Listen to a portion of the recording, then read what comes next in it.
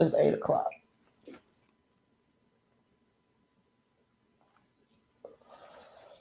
Let me get my music playing. Hey everybody, how y'all doing? How's everybody doing tonight? Uh, so, how's everybody doing tonight? If you want to join the show, please click in the link is in the comment section. So if you want to join the show, just please click on the link and feel free to do so. This show is open to anybody who wants to join. We come on here and we talk about everything, that we want to talk about. It's our show, but we do have a script. Hey, Sierra. Hey, peace. It's good to see you. Yes, how are you doing? Good to see you as well. You look really cute today. I'm doing good. Oh, thank you. You look cute. You look cute every day. Thank you. So hey, I'm just glad to see you today. Same. I hope this Wi-Fi is better than it has been. So you guys, I want to apologize for the Wi-Fi. So far, so good. But Spectrum promised me they came out and fixed it, so we shouldn't have problems tonight. So tonight, look, first thing we're going to talk about two things tonight, Sarah. We're going to talk about how safe it is to travel to Nigeria and travel to Nigeria alone. And then we're going to talk about how to manifest the man you actually want. Okay? Because we've been manifesting men. What'd you say, Sarah? I said emphasis on the actually. Exactly. So we're going to start off with our question and answer. So we always do like a question and answer here. So if you have a question, please, write in and we'll take the time to answer it. So Nicole M had a question about traveling to Nigeria on her own solo. So whenever I go travel to a country, the first thing I do is I go to the U.S. State Department and I look to see what the U.S. State Department says about traveling to that country. Okay, so I guess, Nicole, I'm sure you've already done that, but it says that, let me tell you, it's warning you not to travel to Nigeria at all. And it's making these warnings because it says Nigeria is full of crime, terrorism, civil unrest, kidnapping, and also they do like pirate crimes on the water. Okay, Nicole, so those are the things why the State Department said no, going to Nigeria. Okay. But, okay, they also said they don't want you to travel to certain parts of Nigeria. So in northern Nigeria, they say they don't want you to go there because there's terrorism and kidnapping. They don't want you to go to Kano State because there's kidnapping there also.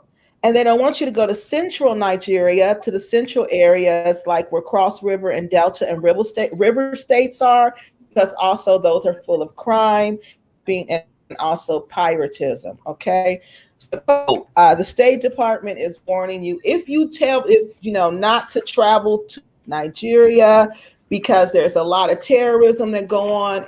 And, like when I would go to Nigeria, I would always go to Lagos. Okay, Lagos doesn't usually have these problems. But they're warning you that Lagos is now having these problems because you will see in the malls and in the markets, sometimes, they'll blow up the place. Okay. So they do have terrorist attacks all where places where tourists gather. So Nicole M, they're warning you about that because they said this. And then there's another thing that the State Department is really worried about, and that is all the civil unrest in Nigeria right now.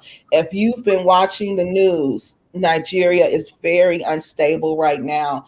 And the State Department is scared that it can just, go into a civil war at any time. And if you go there, you're going to be stuck there until you can get out of there. So that's the other warning why they don't want you to go.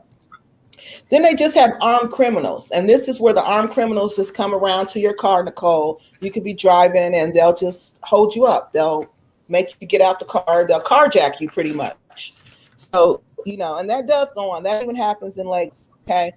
So they warning you not to travel to Nigeria because Nigeria is just really not safe. Okay. So they're also warning you about COVID, but they did say COVID is not bad in Nigeria. Okay. They have a low levels of COVID there. So for that, you don't have to too much worry about the COVID or the kidnappings and the petty crimes that they want you worry about. So, with all that being said, if you do decide you want to travel to Nigeria, this is what the embassy wants you to do. They want you to pay attention to all the code regulations because they change, okay?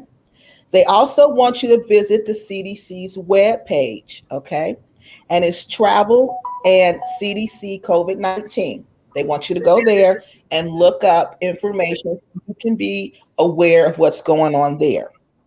They want you to also carry proper identification at all times, Nicole. Never leave your passport anywhere. Always have your passport on you, okay?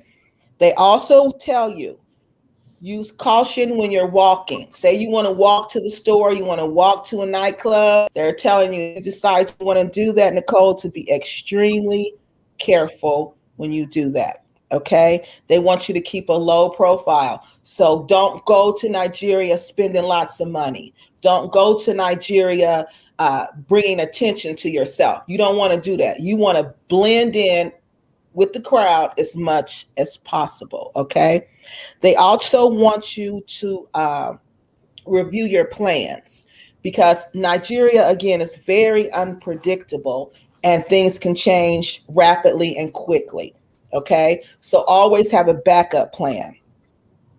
If you get robbed, God forbid, they said if you ever are in a robbery, don't resist. Don't try to fight the person off.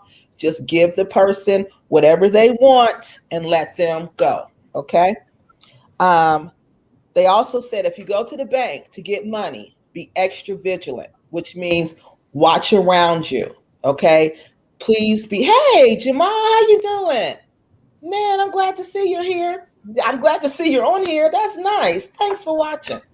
Because I know it's late in Nigeria, so thank you. And Jamal, you might can add into this because we have some ladies who are going to Nigeria alone. And ladies, Jamal is in Nigeria right now.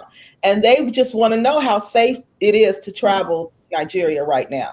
So Jamal, I'm gonna put the link back on here so you can either come on the show by clicking the link and just talk to us, or you can comment section and just give your input on, do you think it's Nigeria is safe enough for ladies to travel there alone? Okay, so ladies, if you don't know who Jamal is, Jamal was featured on my channel. So you might want to go through the channel and check out Jamal's video, but he's here now. He's gonna, and I'm so happy to see you. So it's just really nice to see you. So, okay, you guys, so he's gonna help us figure this out because he's actually there. Yeah, so, he said that, I just want to say, hey, Jamal, how you doing? Just wanted to say hey. And also, you guys, you got to always monitor the local events. Always have on the news on what's going on in Nigeria because things in Nigeria can drop really quick. Okay. Always be aware of your surroundings. Always. Don't ever get so comfortable there that you just feel laxed and you can just relax. No, you got to always be aware. They said stay alert. Okay. Stay very alert. Always be on alert. Review your personal security. Sarah, read that comment from Jamal. I can't see it. Can you see it? Okay. He said his network is acting up. He'll be back. Oh, good. Okay. That's another thing. The Wi-Fi can just go bad in Nigeria at any time. It can all just go out. Okay. Have an evacuation plan just in case the U.S. government can't assist you. So Nicole, say you go over there and the civil war really breaks out. Okay. You can't wait for the government to assist you because that's going to take a long time. The government is telling you if you go, please be ready to have an evacuation plan. Okay. So And then have proof of life protocol with your loved ones in case you're taken hostage. So your loved ones will know what questions to ask the person. So say you get ready to go to Nigeria. Give this to whoever, what person you want. Tell them, God forbid, if somebody kidnaps you and they call, they say, this is Nicole and I have Nicole. Okay. That person should be able to ask a question like, what's Nicole's nickname when she was a child? They should be able to ask a question, like answer a question like that. So they're telling you to do something like that. So these people will really know it's you. Okay. And it's really about you. Also enroll in the Smart Traveler Enrollment Program. Obtain insurance, comprehensive medical insurance that includes medical evaluations. So in case something happens in Nigeria, you can go get checked. Okay. And you want to follow what the Department of State says. Okay. So Nicole, I got all of this from the travel department, U.S. State Travel Department. So what I want you to do is when you get a chance to go on there at your leisure, look at what they advise you to do and just go ahead and do that. Okay. Just kind of stay on there and keep checking it out. And that's pretty much it. So, I traveled to Nigeria alone.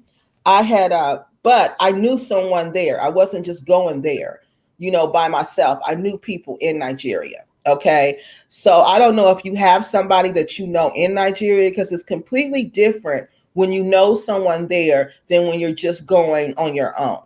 So if you have any more questions, please email me at Kiki Loves Nigeria, and it's LUVS Nigeria at gmail.com, or you can come in the comment section. Nicole, is completely up to you. And that's all I have about traveling safely to Nigeria. If anybody in the comment section has any questions, please feel free to comment. But at this time, would I personally travel to Nigeria? No, Nicole, I would not, because of all the civil unrest in Nigeria right now. But I do know people. Okay, Jamal, here's the link. There's a link right here in the comment section, and you just click on the link. Okay. And then you can tell us what you think, because I was telling everybody, I would be scared to travel there now because of the civil unrest, but that's what the Western media paints out to us. So I don't know how true it is, if it's really bad like that. But if you can come on and just, kind of answer a couple questions that and let us know if you think it's safe, then that will be really helpful, because I'm not quite sure it is right now. When I went to Nigeria, it wasn't civil unrest like that. The biggest thing you had to worry about, Nicole, was the kidnappings. Now that was real and that was serious. Okay. But the other stuff, no, we didn't have to worry about that. You didn't have to, you did have to worry about crime, people robbing you. Okay. You did have to worry about that. But other than that, you were good. You were good. Okay, Jamal, did you figure it out? Let me put it right again in here. And while you're working on that, we're going to go ahead and start our topic, everybody. Our topic for this evening, since we're finished with the question and answer section, our topic for this evening is what, Sarah? You go ahead and talk now. Okay, so our topic for tonight is how to manifest the African man that you actually want. And there is a reason that we put an emphasis on the word actually, because a lot of us are unknowingly attracting men that we don't actually want, because we're not putting in the effort to attract the man that we do want. So it's kind of like if you were to go out and get into a cab and the cab driver asks you, where do you want to go? And you just say, I don't know. And so then the cab driver is just going to drive you all around the city. He's going to collect all of his money, but you have no idea where you're going to go or how you're going to get there without being overcharged, because you didn't ask. You just got into a cab ready to go. And so that's what we're going to talk about, is how to get the man that you actually want, how to do the inner work to get there, because it takes a lot of inner work to even know what you actually want. And then, how to make it real. Right. Because that's the thing, like Sarah was saying, is that what we've been doing, you guys, like Kiki Loves Nigeria. This platform is really to connect people together, okay? To connect African people with American people, okay? Because that's how, to me, that's how we really bridge the gap between us. That's how we kind of make up for the wrongs that were committed against us as a people. So that's what we do on this platform. So therefore, I talk to lots and lots and lots of people. So just from talking to people, I've realized that we're manifesting things that we don't want. We're getting things that we were asking for, but we don't realize we're asking for those things. And it's just like Sarah said, that's why we decided to do the show tonight, because we want to get people more focused. So we're going to do a whole series about spirituality and how to develop your spirituality and the role that really plays in your relationship, because that plays an immense role in you finding happiness and as a person. That, Sarah. Right. We got a few comments. I'm just gonna get through them real quick though. Curly Stay Ready said, never travel alone. I've been twice in 2020 and I left on the 27th of June, and my make friends always receive me from airport. Very, very necessary. Exactly. Believe me, I know. So exactly. It's very important to make sure that you make friends that are there, and that they can meet you at the airport, so that you know that you have a connection.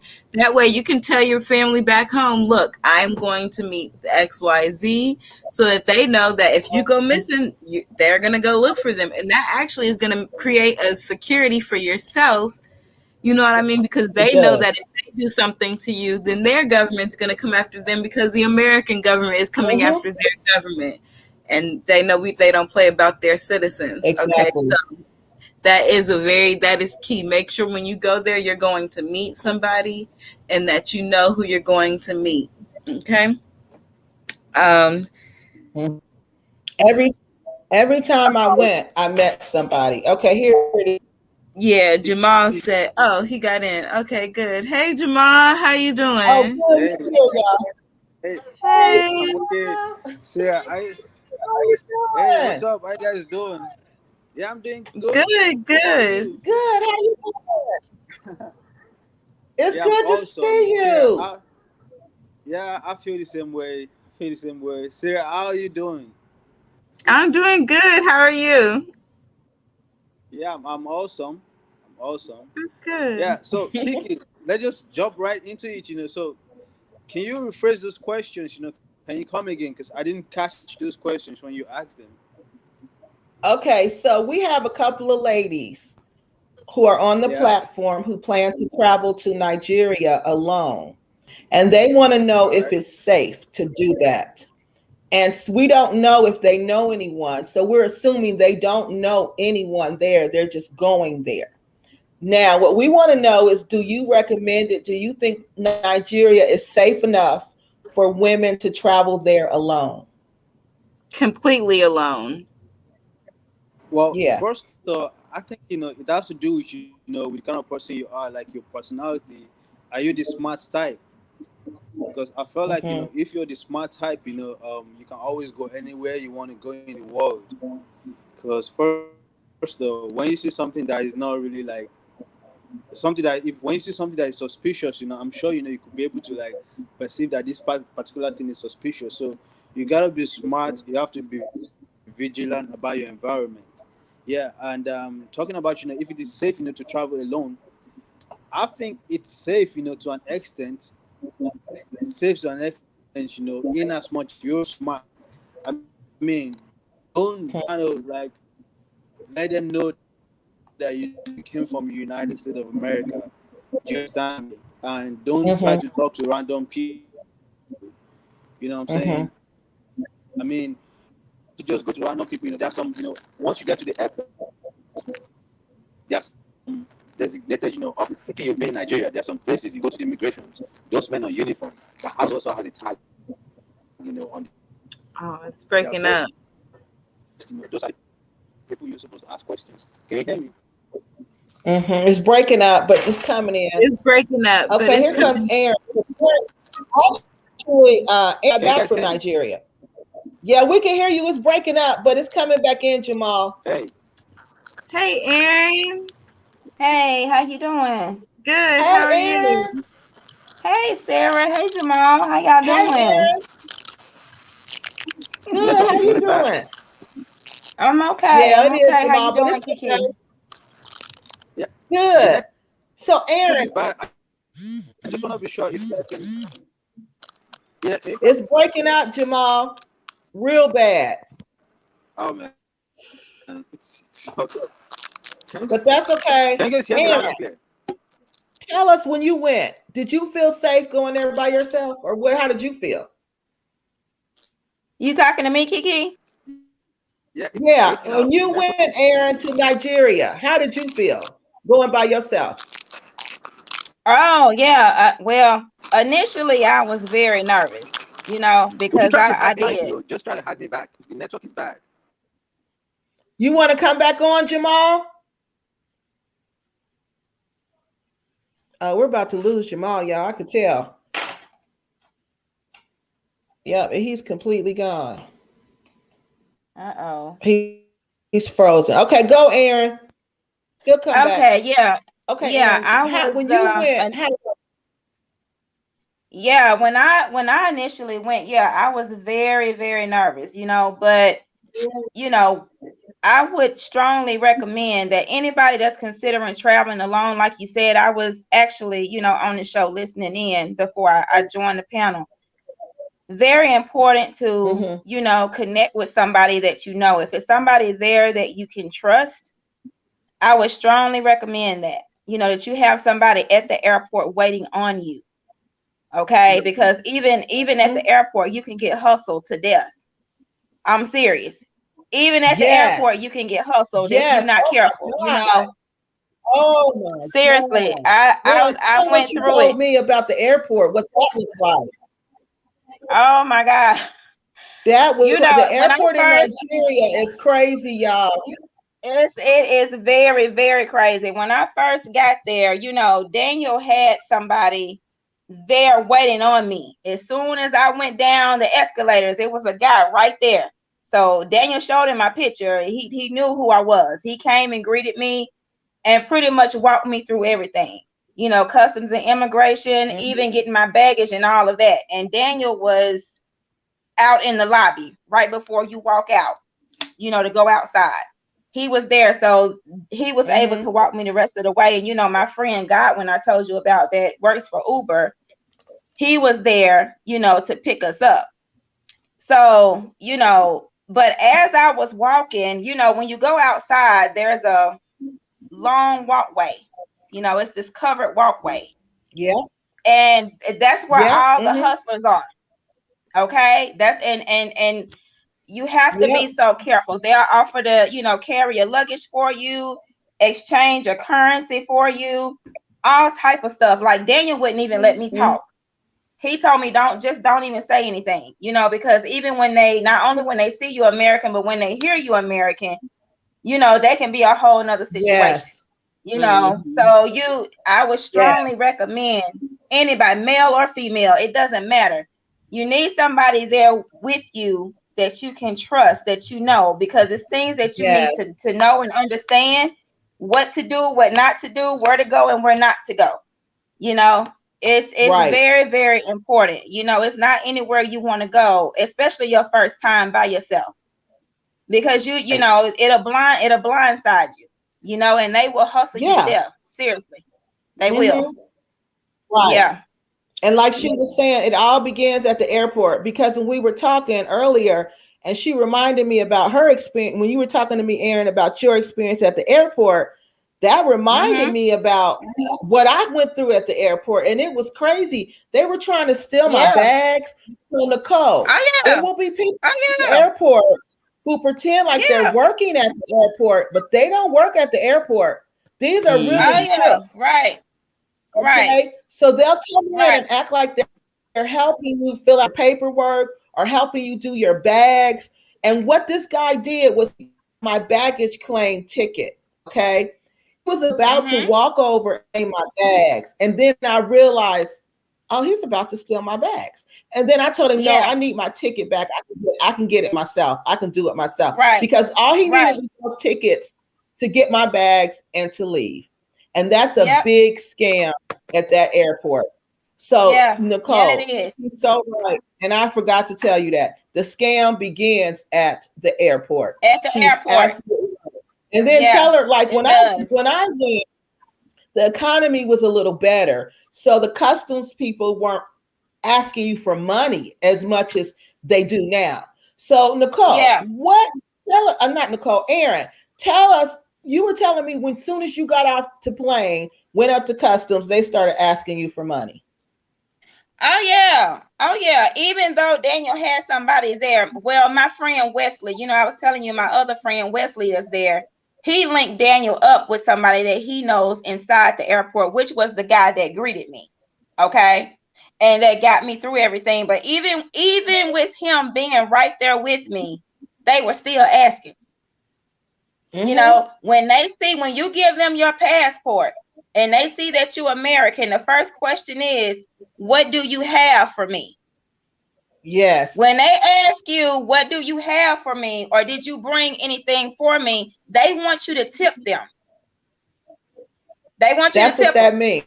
Yeah. Yeah, that's what it means. That's what it means, So a couple of people I was just nice to just cause, but it was some of them I had to tell them, not this time, maybe next time.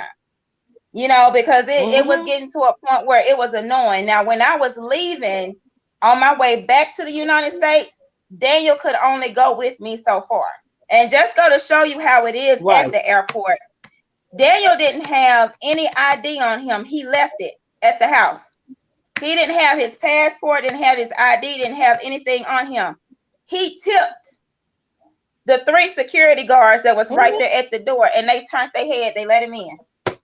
He wasn't even supposed to be in there because he's not a traveler. If you're not traveling, you're not even supposed to be inside the airport, period.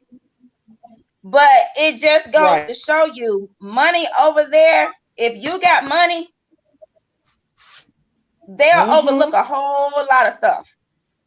And I saw it with my own eyes. He tipped them and they let him straight in.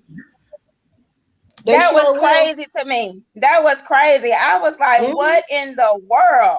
But right there, at security, that's as far as he could go because, of course, he wasn't coming back with me. So that was as far as he could go, but from security and right there where they checked my passport and, I had to send my luggage through, everybody was trying to hustle me.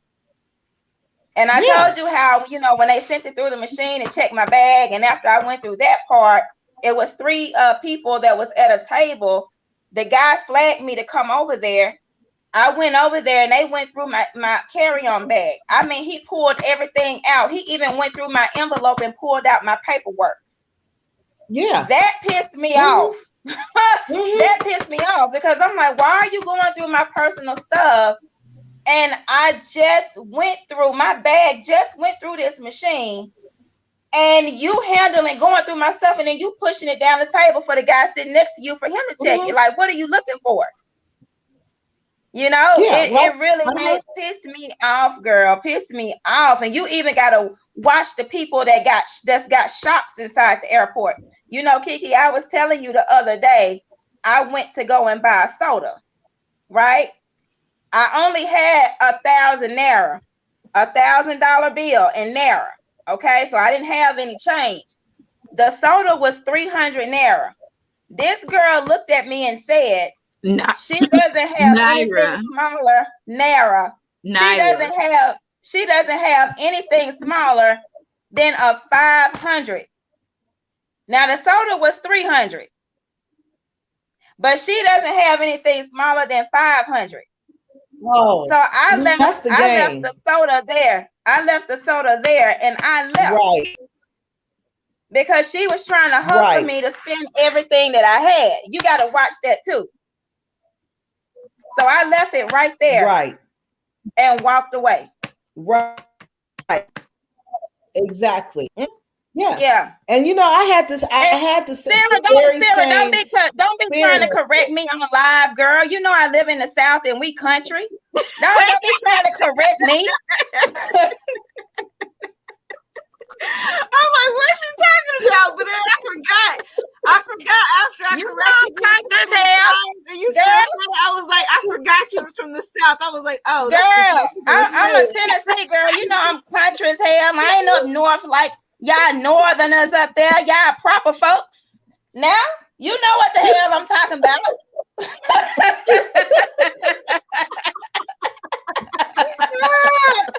what is it? I couldn't even say how you said it. I'm like, what is that? What is she talking about? Oh, a Naira. Trying to correct me on live, girl. Oh my God. That was so funny. Oh my God. Oh my God. I don't even know how you say it, Aaron. Anira. I'm a country girl. We eat grits down here, okay? With cheese in it. Anira. All right. Tomato. All right. Oh, Aaron. But let me read some of these comments. Okay, I'm gonna read the comments. With the comments here. Okay. Curly Stay Ready said, I would not advise it, but if you do travel alone, you should stay near the airport and hotel, but it's hard to sightsee in Nigeria, LOL, so don't try it without a trustful companion. And then she also said it's good to tip sometimes, like when leaving an airport. It keeps your life much easy, no big deal. I agree, like just tip the people, whatever, just pay them. And then Jamal said, I'm sorry, the network is really bad. Well, as someone currently living in Nigeria, I would say with all boldness that Nigeria isn't as bad and unsafe as the media presents it. The thing is, before you embark on any journey to any place at all in the world, make sure that there's someone you trusted that's going to receive you. You're safe first. So that is the thing. Yeah. That is it. And then he also said, yes, everyone is going to try to hustle you. And it's not because you're an American, but to every potential traveler. Like I faced mine too, travel whenever I'm traveling in or going out of the country. So he's saying it don't matter if you're American, it don't matter if you're Nigerian, Hispanic, Mexican, although I don't go to Africa, European, whatever. Whoever you are traveling, you can get hustled because they know if you in this airport, period, you got some money if you traveling. So I don't care who you are. So basically, and then he said, even if you want to travel alone, make sure someone is going to receive you. It's as simple as that, period. So don't travel alone without somebody receiving you. And I 100% agree. Do not travel alone without somebody receiving you.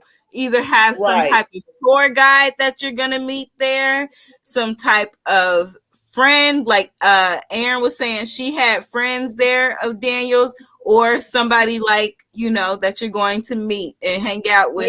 Exactly. That you're going to visit. Those three type of people.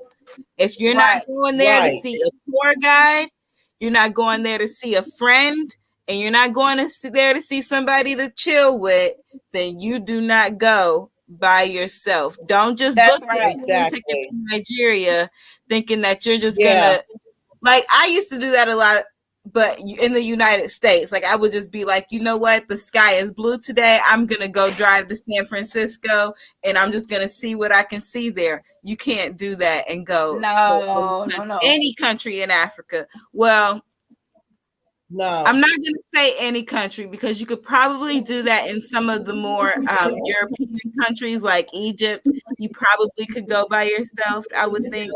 But I would not advise traveling to anywhere in West Africa completely alone by yourself with absolutely no contacts. No. As a female in 2021, I wouldn't really recommend traveling to any country outside of the United States without absolutely any contacts, because you don't know what's going to happen, especially with all the COVID stuff. You don't know if all of a sudden they're going to close the borders and you're going to have to extend your trip from a 5-day trip to a 13-day trip.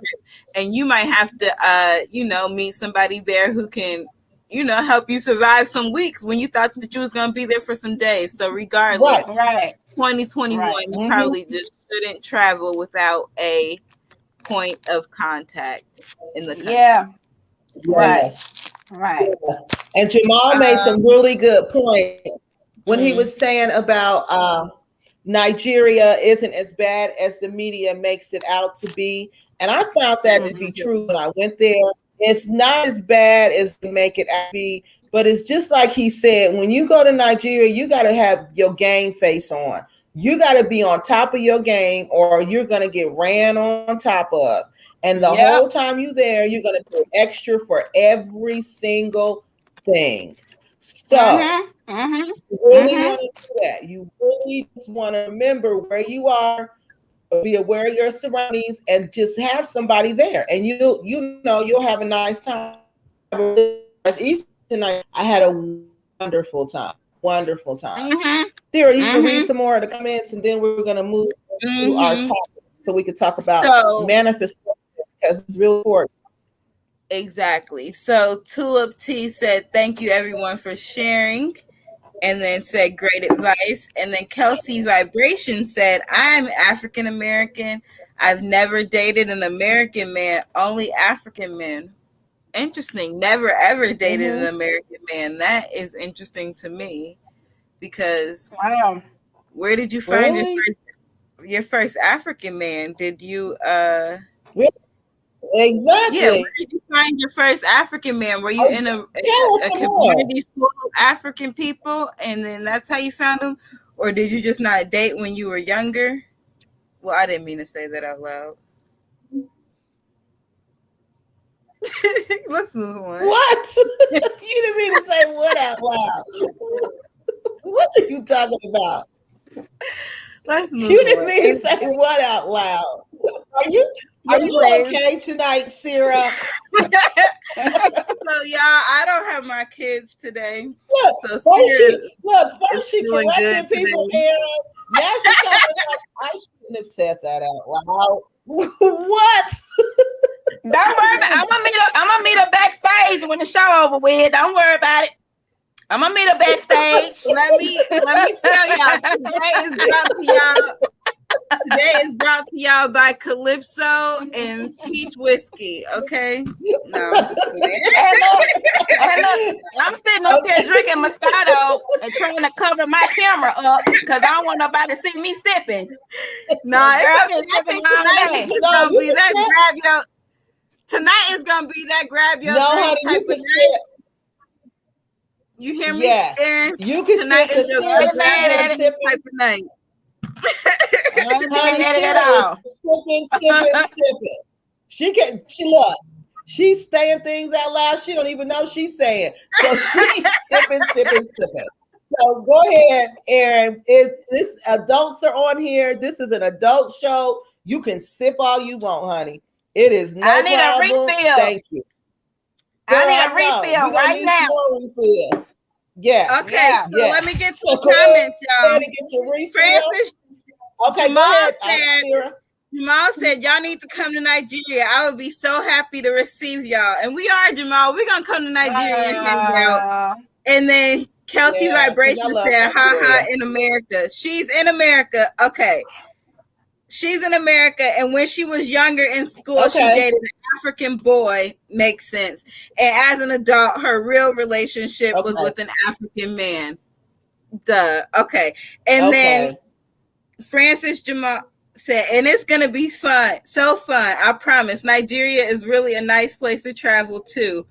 Far for a vacation. Oh, too far a vacation. Exactly. Nigeria. I'm ready to come. If you'll still receive us, yes. We'll be here. Come on, let's go. Party.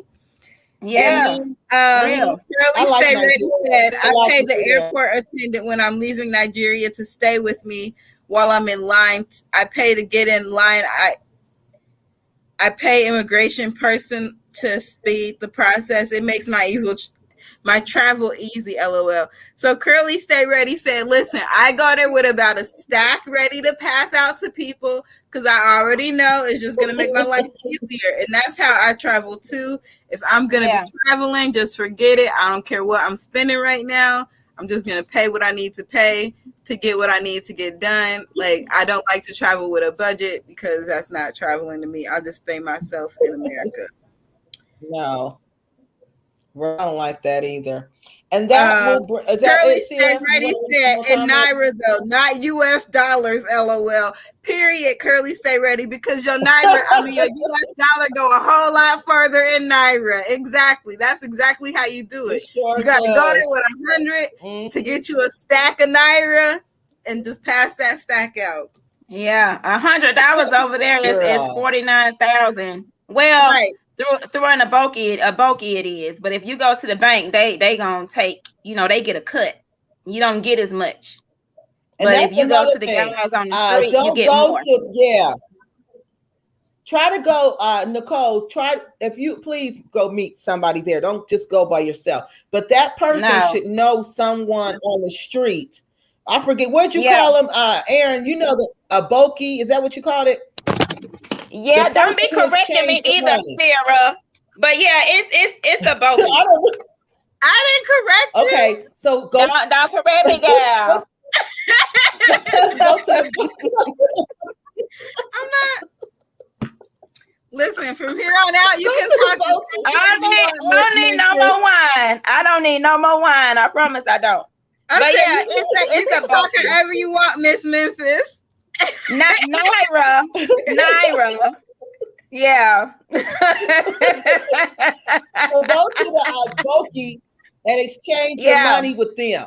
Okay. Yeah. Because she's right. You're going to get more than you will at the bank. Because I didn't know that at first, Aaron. The first time I went, I exchanged my money at the bank.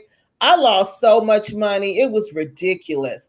They don't even give you the same exchange rate as the people on the street. The street people give you a higher exchange rate than the banks. So Nicole, please make sure you do that. Okay. Yeah. And make sure you do that. You know what? But Jamal corrected you. It wasn't me this time. Jamal is the one who corrected you. Jamal said it's called Aboki. I don't know if I said it right either. Jamal, that's it. Aboki. Yeah. But you know what, Kiki and Sarah, they have an app. You can go on Google Play Store. It's an app called Aboki FX. And it's a calculator. Oh. And you can go on there and you can put in your country. Like you can put in the United States and Nigeria. So you can type in $100 USD and it'll tell you how much it is in Naira. It'll tell you what you're supposed to get. Okay, it's a good app. It's called Aboki FX. So everybody, if you go and download that app, so that way you know what your money's supposed to be. Okay, because that's another way. Exactly. You need to know the exchange rate of your money. Okay. That's right. So that's right. Yeah. Did we cover everything about traveling? Questions about Nigeria? Did we do all the comments, Sarah, before we move into manifestation? Yeah, we did. But can I just say, I don't even usually drink, so I'm just gonna put this down because I really don't. Like drinking is not my thing. Like I don't even like to drink. I just really gotta say that. But do you know who you are reminding me of right now? Do y'all remember when Genuine and Tyrese and Tank performed their song and Genuine was high as a kite? Do y'all remember that? You are Genuine right now, okay? Aaron, if you've never seen that video, you have to see. Tyrese was so mad.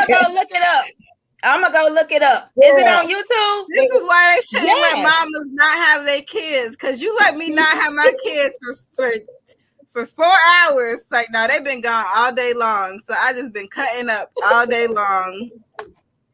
Cause I don't get that right. It's all right. It is, because you just need to relax. Now let's move in. Let loose. It's all right.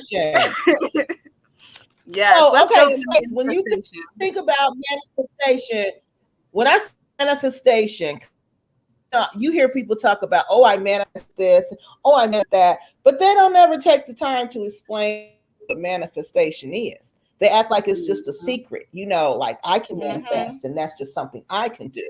They don't ever share with you, like, well, what is it? So tell me what you guys think manifestation is. So when somebody says manifestation, what do you think about? Ladies, anybody go first? Okay, energy. Good.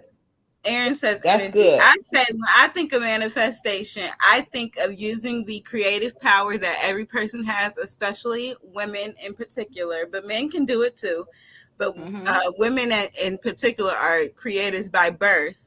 And I think of it as using your creative energy to make what you want in your mind become real in the physical. Because we are all manifestations of we are all manifestations of the Most High, right? So I'm the Most High, you're the Most High, you're the Most High, all living this human experience, right? So manifestation is basically taking that inner creative power that you already have and just using that to make whatever is in your mind, your consciousness, which is, okay.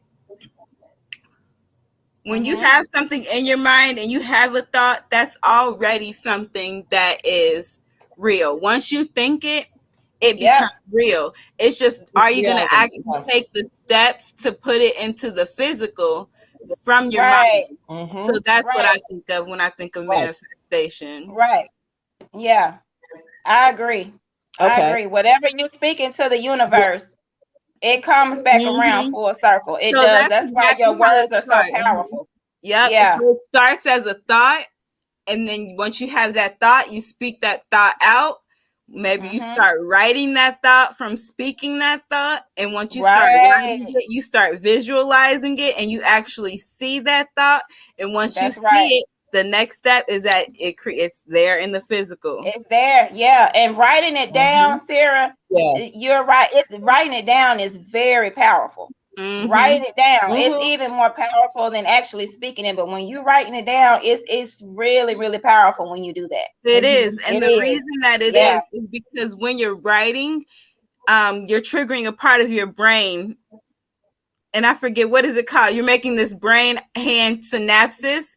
So that you're focused, actually creating. You're focused. So that's why when you're in school, a lot of times, like instead of just listening to the teacher, you have to listen and you have to write it down, because once you write it down, it becomes real in your mind. Exactly. You don't write it down, it's gonna come in and it's gonna go right out the other ear. Exactly. Once you write it down, it's etched in your mind because you're making the physical strokes to create it and put it down to paper. Exactly. Right. It's actually, to me, I look at it as when the spiritual becomes physical. Okay, so when the thought is a spiritual thought, okay, and when you write that down, when you take it from your spiritual mind and you write it down physically, you're bringing it into the physical. So that's why that's because it's like connecting. It's like a of the spirit and the mind and the practical and the spirit world at the same time. So manifestation is what manifestation is defined as. Manifestation is intentionally creating your reality through your beliefs.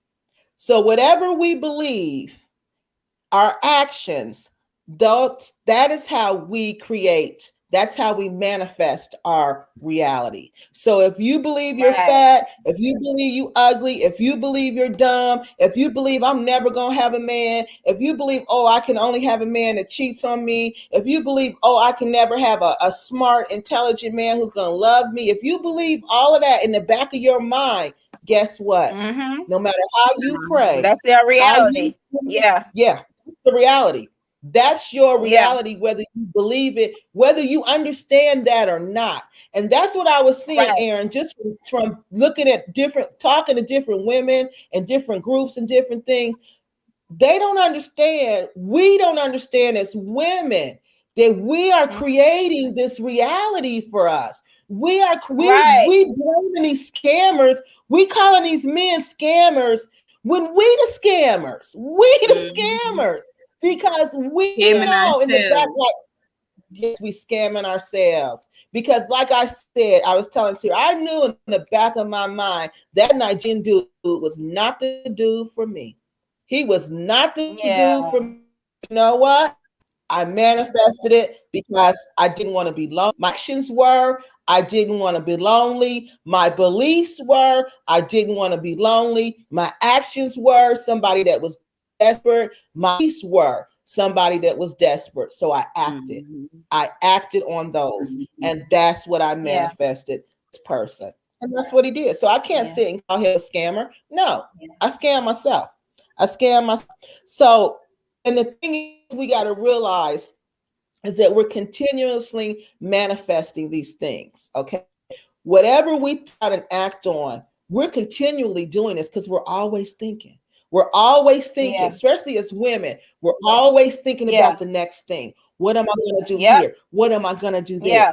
So we're always creating these realities. We're always manifesting. That's why I said, no, we got to pump the brakes and we got to get a hold of this and we got to understand this manifestation stuff. Manifestation is being because you're doing it whether you know that you're doing it or not. That is what is important to hone down. Whether you know that you're manifesting or whether you don't know you're manifesting, you're still manifesting. So if you're still manifesting, excuse me. So if you're doing it unintentionally, you are going to get what you don't intend to get, and that is the entire point. Okay. If you do it without the intention, what is it, man?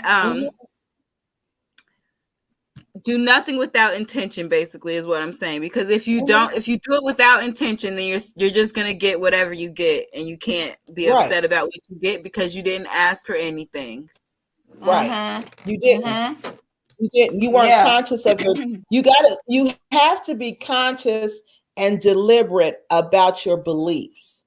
Okay. You gotta be that. You can't just let your mind run willy-nilly. You know, you got to take control of your mind. You got to take control of your thoughts, and you got to be conscious of every thought that enters your head. And you got to say, do I want this thought? Or do I not want this thought? And that's what you got to do, because if that's what you're not doing, then that's what we're not doing. That's what we're not doing, because that's why we're getting the results that we're getting. Because we're not making conscious decisions. We're just going through the motions. We're just going through the motions. Yeah. And another thing is said, you guys, is that we need, and this is something like I was telling you about the relationship with my ex in Nigeria. You got to let your emotions be your guide. Hey, Mr. Mosley. Oh, you came back. Thank you. You so sweet. So I'm sorry, y'all. Let me get back on here. I just saw Mr. Mosley is here. I wanted to say hi to him. So you got to, pay attention to your emotions. Okay, pay attention to how you feel. Your emotions they're not gonna lie. Like when I met the Nigerian dude, Aaron, I kid you not, my mind said, no, I don't like him. Your intuition said that. And that's the thing. A lot of women like to ignore their intuition. But another thing about feeling is that it's the feeling that's going to make whatever you want to make real. So it's one thing to be like, I want this particular person, but to actually feel like you deserve that person is another thing. If you don't feel like you deserve that person, then that person is never going to come into your life, because you don't even see yourself as worthy of it. And your feelings will always interject over what you think or what you think you want. It's all about how you're saying. Exactly. So you can say what you want to say. Exactly. So you can, your mouth can say whatever it wants to, but the vibration you fall from your inner self, you can't fake that. You cannot fake that. So that's why it says pay attention to the way you're feeling about a situation or a person. If you come around this person and you always feel bad, and like when I see Mr. Mosley, I get happy and excited. You know, that makes me feel happy. So that's somebody you want to be around. Somebody who makes you feel happy. Somebody that makes you feel excited. Somebody to talk to. Somebody who you can learn from. Those are the people you want to surround yourself with. If you don't feel like that around somebody, get away from that person, y'all. And here's I'm not saying that's easy to do. Here's another note. So say that you do decide to ignore that voice that tells you no, and you start to ignore that intuition that keeps telling you stuff. What do you think that your intuition is going to do? Your intuition is going to say, okay, F it. She not going to listen to me. So why am I going to keep warning her? Exactly. Why am I going to keep telling her stuff? So eventually that little voice is going to stop, and you're going to be out here all by yourself because you weren't listening to your intuition. Right. You got to learn the hard way. Yourself just willy-nilly getting the exact thing that you don't want. You're going to find yourself dating the exact same man over and over again because you done ignored your intuition. So your intuition said, bye sis, see you later. You got this. Just like if you had a child and you kept telling them, don't touch that stove. Don't touch that stove. The stove is hot. The stove is hot. Okay, kid, the stove is hot. And you don't even smack their hand a couple times before they touched it. Eventually you say, okay, forget it. Go ahead and touch it. Oh, that hurt, didn't. And you just gonna sit there and watch them get hurt. And if they don't see it from that first hurt, you just gotta keep letting them get hurt. Because at this point, this kid is just gonna go out into the world and get really hurt until they figure out for themselves that they want to stop getting hurt. And there's nothing you can do about it. So you can't even be mad at your spirit guides and your ancestors for letting you fall into the same situation over and over and over again because they keep trying to warn you. They keep telling you this. They keep telling you, hey, they keep showing you every single sign along the way. And you said, oh, I've seen that, but it's okay. Oh, I've seen that, but there's a reason that happened. Like, I'm just going to ignore that. I'm going to pretend like that didn't happen. I'm going to pretend it's okay. That's okay. So eventually your ancestors just sitting there watching you like, go ahead, baby. Sipping tea. Go ahead, baby. Go ahead, bump your head. I'm going to let you do ahead, bust your butt. I'm going to let you do you at this point. Because at this point, everybody has free will.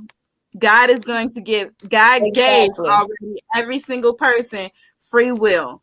And nobody can mess with it. So if you don't decide that you're going to get warning on top of warning on top of warning and you ain't going to listen to it. Yeah, exactly. Yeah. You're going to and this what you got to remember. People, and that's another word, a term people use, ancestor. It's become a trendy word that some people don't even know what an ancestor is. What does it actually mean?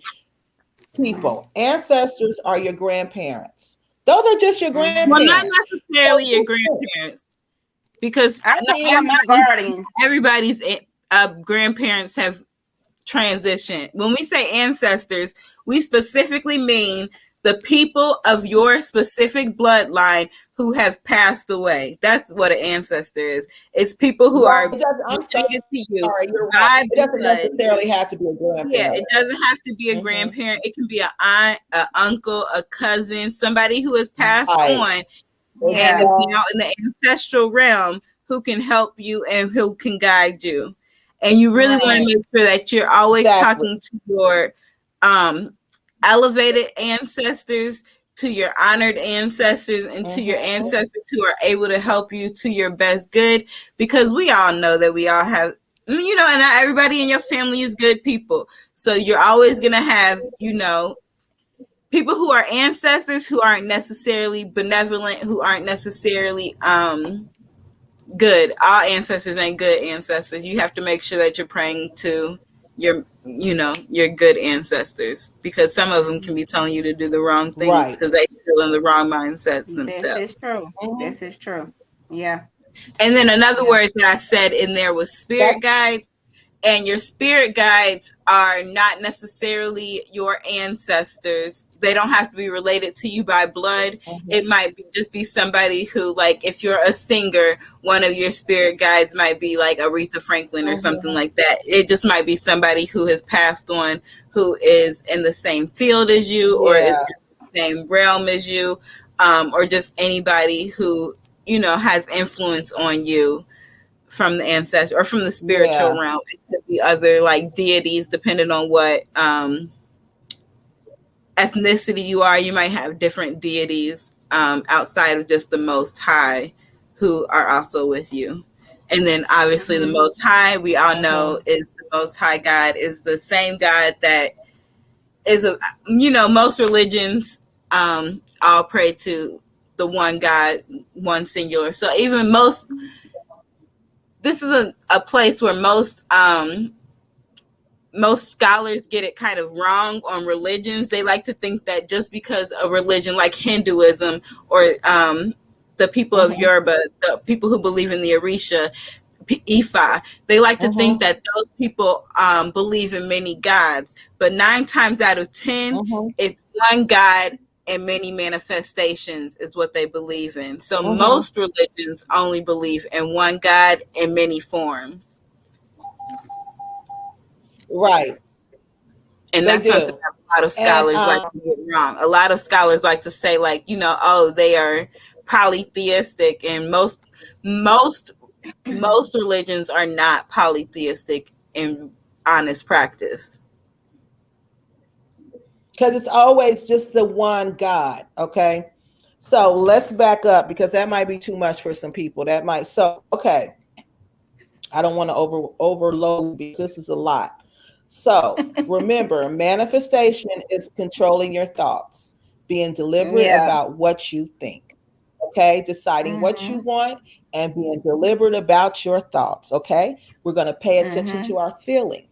Our feelings are going to tell us, is this a good thought or is this a bad thought? How do I feel around this person? Is this a good person or is this a bad person for me? I don't care if my mind is telling me, right. I don't care if my mind is saying, well, you don't want to be alone, or, you don't want to have to start over looking for somebody else. No. What is my feelings telling me? And my feelings is telling me, get away from him. He ain't right. Okay. Right. Pay attention to that. Remember, we're going to pay attention to how we feel around these people, because our emotions are our indicators. Okay. Ladies, gentlemen, who's watching us, our emotions are indicators, okay? And that's how we're going to determine what we are attracting. So if you feel something, if you feel like I was telling Sarah, hey, beautiful African queen girl. But I remember telling somebody, all these men that I've dated and, been involved with, they all seem the same. They just have different accents. And that's when I realized I was the problem. I was drawing these men into my life. And it was because of the way I was thinking. It was that lack that I wasn't going to meet somebody. Because you know how it is in the United States. And you know how it is when you get age. That is an important word to say, though. Lack mindset. That is another thing that we don't talk about enough, is lack mindset, and how lack mindset will hold you back every single time. Right. Exactly. Right. And that what it was. It was the lack that I thought I wasn't going to meet anybody else, and I didn't want to take that chance. So I just settled. I ignored my emotions. Don't do that. That's why I can't say this dude scammed me. I scammed myself. That's who was the scammer. I was the scammer, because I ignored every red flag that was in front of my face. Okay. Because guess what? Whenever I got that thought that I was going to be lonely and I wasn't going to meet somebody else, guess what I could have chose to think? Just like I chose that, I could have chose to think, I'm going to meet somebody really nice. God's going to send me somebody really nice, and I'm just going to wait. I could have chose to think that. I could have chose to think positive about the situation or negative about the situation. And that's what we have to remember. We can choose how to think about a situation. It's totally up to us. We can think positive or we can think negative. True. And that's what we got to remember. Okay. So that's where we are now. We at our thinking, we controlling our thinking, we're aware of our emotions, and we're choosing. We're choosing. Right. You want to think negative? No, you decided to. If you want to think positive, then no, you decided to think positive. Okay. So that's what manifestation is. That's how we manifest, okay? So people say, well, can you really manifest love? So do y'all think since we learned what manifestation is, do y'all think that you can truly manifest love? Now that we know what it is. Now that we know manifestation is about your thoughts. Okay, Aaron, tell us how. Tell us why you think we can manifest love. Well, I mean, you pretty much just explained all of it a minute ago. I mean, what you think, your thoughts are your reality. And I just want to go back for a minute about your conscious mind and your unconscious mind. I just want to point this out, something that I learned a while back, and it made all the sense in the world to me. Your unconscious mind doesn't know any different. It doesn't, it can't determine what's real and what's fake. So like, for example, that's why when you go to see a horror film or a scary movie, you get that fear. You're scared. That's your unconscious, because it doesn't know the difference between what's fake and what's real. You know, so your thoughts, that proves right there that your thoughts are very powerful. Very powerful. It's energy, you know. To play off of that, this is so deep, but nothing is even real if you really like get into it. Absolutely nothing is real. Everything is a perception of our minds. Like, even if you get into things like color, like even if you get into things like, okay, this is a cup, right? But this cup is blue. But how do you know that this blue is the blue that you see? The blue that I see. Right. You don't know. And then beyond that, okay, this is a cup and it feels like it's solid, but we know through science that nothing is even solid. Everything is made up of atoms, right? And then you get down to those atoms, and those atoms aren't even touching each other. And then you get down beyond that, and then you're just that unconscious dark matter, and like nothing is real. Everything is in our minds. It is all a perception. So if we wanted to sit here and pretend that none of this existed, and we wanted to change our entire reality, like when they have people like in crazy houses, for example, like those people aren't crazy. Those people have created their own personal reality, and it just looks nothing like the reality that we've ever seen. But nothing is real. Everything is a perception. Even touch, our sight, our sense of taste, all of that, none of that is real. It's all things that our brains have decided to put an attribution on. So to you, this feels hot, but the same thing that feels hot to you might not feel hot to me. And there's a whole gradient of things in between. Like, who's to say where the threshold between hot and cold even exists? You know what I mean? There is nothing. Everything is just is just a spectrum, one of a polar opposite of something. You know what I mean? It's goes from solid to gas, but everything in between there, nothing is real. Absolutely nothing is real except for what you create in your mind. Well, it's all energy. I don't know if you all have ever heard of the Rice test. Have you all ever heard of the Rice test? Absolutely. It's actually, are you talking about oh gosh, I forgot his name. Dr. Mayoko? Is that his name, who did the study where he spoke to water? Exactly. And so what he did, I heard of that one. Yeah. And so he found that basically, and this is what one of the exercises that I think that we were going to get into, but basically when you speak into the water, what you speak into that water absorbs, which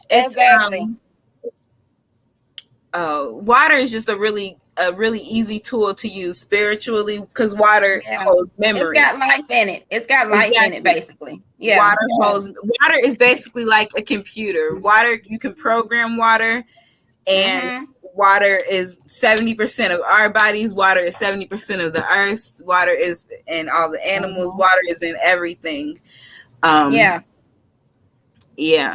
Oh, thank you. Yeah, I actually tried that and did it myself. I tested it myself. I cooked some rice. I let it cool. Tell us what you did. And I spoke only good, loving things to one jar of rice every day. I did this for a week. Okay. And one bottle was specifically just for loving, positive words. Okay. The other bottle of rice that I had, I was just mean to it. Spoke just hateful things. You just said I was mean to it. Was just I hateful. did, but that's the test, though. That's the test. It's to show you that how powerful your words are. That your words, you know, they have meaning behind them. They have energy. They can cause damage. Yeah. They can you can either bring good out of it or bad. And that was the test. So the jar of rice that I spoke all positive things to, it was fine. It was still white, still looked like the way it did the day I cooked it. The jar that I was speaking negative words into and being hateful to, it started to mold. Mm-hmm. Okay, so that and this is a true story, and anybody can try it. Okay, exactly. Get you 2 jars, cook you some rice. Don't matter what kind. Okay, I would recommend the white rice though, because you can see the mold and everything forming better. Okay, let it cool. Put some in one jar, seal it, put it in one room off to itself. Put some rice in another jar, put it in a separate room off to itself. Speak loving and positive things into one and speak hateful things into the other. The jar that you're speaking hateful things into, on the second, I think like the second or third day, that jar that I was speaking hateful things into with that rice, it started to mold. Mm-hmm. The other rice was okay, but your words are energy. That's why what you speak. Yes. Okay, you manifest what you speak. And just think about the things that a person says to you. People that's verbally abusive. People that say hurtful things. Yes. They're causing damage. That's why you feel so down. That's why you're depressed. Yes. Because they're killing you on the inside. You don't even see it. It's a spiritual thing. They're killing you from the inside out. They are killing you from the inside out. It's eating your spirit. Yeah, it is. It's true. It's just test it out. You'll see. And it'll change your whole perspective. And I promise you, you'll start being way more kind. Now, I still got to work on my mouth. The Lord's still dealing with me, y'all. But that's besides the point. Okay. It's a true story though, but all jokes aside, like seriously, it works. And you will start to be a whole lot more conscious of the things that you say. Of your word. You'll think twice of the things that you say to people, what you say to yourself. It's true. And even joking, so I have a friend that I talked to, and we just even from like high school and on, we used to just joke about stuff all the time, constantly making jokes. And we, as we, figured out the power of our tongue, we said we have to even stop joking about things, because our minds don't know the difference between a joke between me and her and real stuff. Exactly. So we would joke about stuff and it would happen, and we're like, oh, listen, universe, good and well, we did not mean what we were saying, but the universe is like, no, the heck, I did not know good and well. I didn't know. I mean, you said it. Right. You said it. Exactly. Yep. It's true. It's true. Right. Yeah. So you ladies are correct. You can manifest love. According to the study that was in Bride magazine, you can manifest love. And you can also, if you're in a relationship and say your relationship is going bad, you can also manifest love that will strengthen that relationship. So if you're in a relationship and you feel like you stay and you want to work it out, you can manifest love. Let me go ahead and just say this. Let's talk about this right off the bat, though, because a lot of times this gets misconstrued and misused and abused. Okay. Yeah. You can, absolutely. But a lot of people like to manifest things that, not that they're not possible. Obviously, they are possible. Anything is possible. But you don't want to take away the free will of another person. Okay. So say you are in a relationship and this man is doing what this man is doing because that's who he is. Right. And this is just that type of person. and he isn't doing anything outside of what is his normal realm of things that he would do and his capability of things to do. You don't want to ask the universe to change that person. No, you don't want to ask the Most High to change that person, because you have to remember that the Most High made that person the way the Most High made that person for a reason.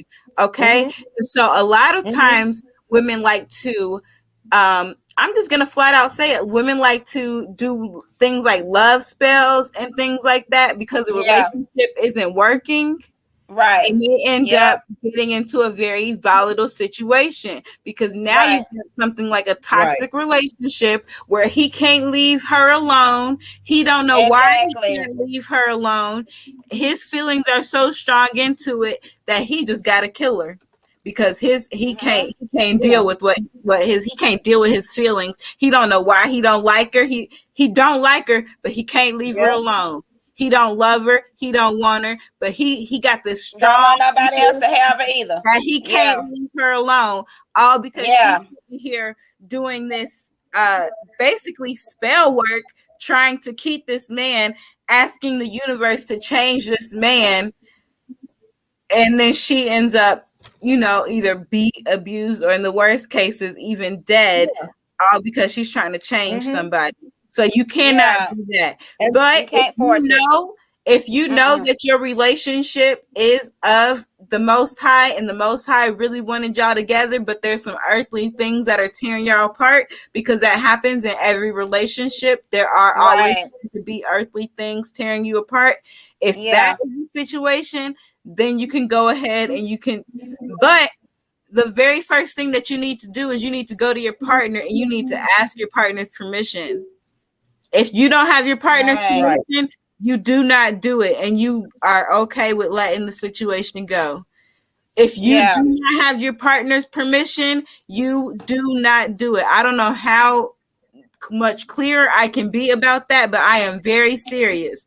If you do not have his permission, you do not do work around him, trying to change him or your relationship with him. If he don't want the work to be done, consider it a loss. Know your worth and go get what you want. Manifest a man who will be within your realm what you want. Well, we'll do, but for that topic, we're going to have to really go into depth about that, because I was seeing now that that's really trendy now for people to use love spells and try to use spells on people and all that. So we're going to talk about that on one of the shows in this series, because that's so very, very dangerous, because that person will kill you. That I got out there that this ain't the same. There's two separate things there that we're talking about. These are not the same thing. This is not the same thing.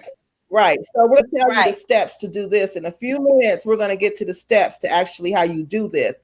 And it's not about manipulating anybody's will, because you can't make somebody love you. You can't do that. No, you cannot do that. You can manifest that person in your life, but you cannot manifest that love. They have to do that on their own. It's gotta be a mutual agreement. In other words, consensual. And so doing magic on somebody takes away their the consensuality of it. Do not take away somebody's ability to provide consent. That's basically as bad as rape, to be honest, if you're taking away their consent. It's a violation.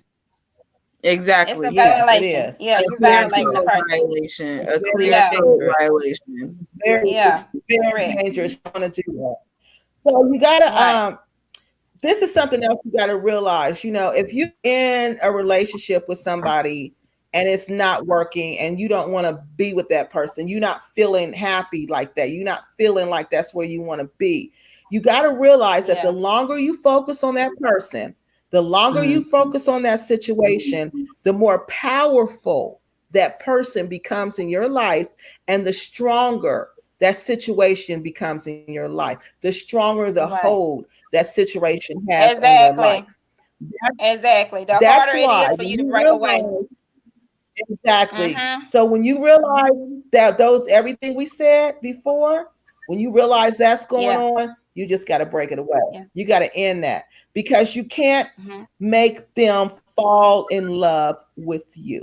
That's right. You cannot make somebody fall in love with you. You just can't. No. You just can't. No. If you feel like this man doesn't love you and you know he doesn't love you, then you just need to, because you can never manifest love from that person. Right. Can't do that.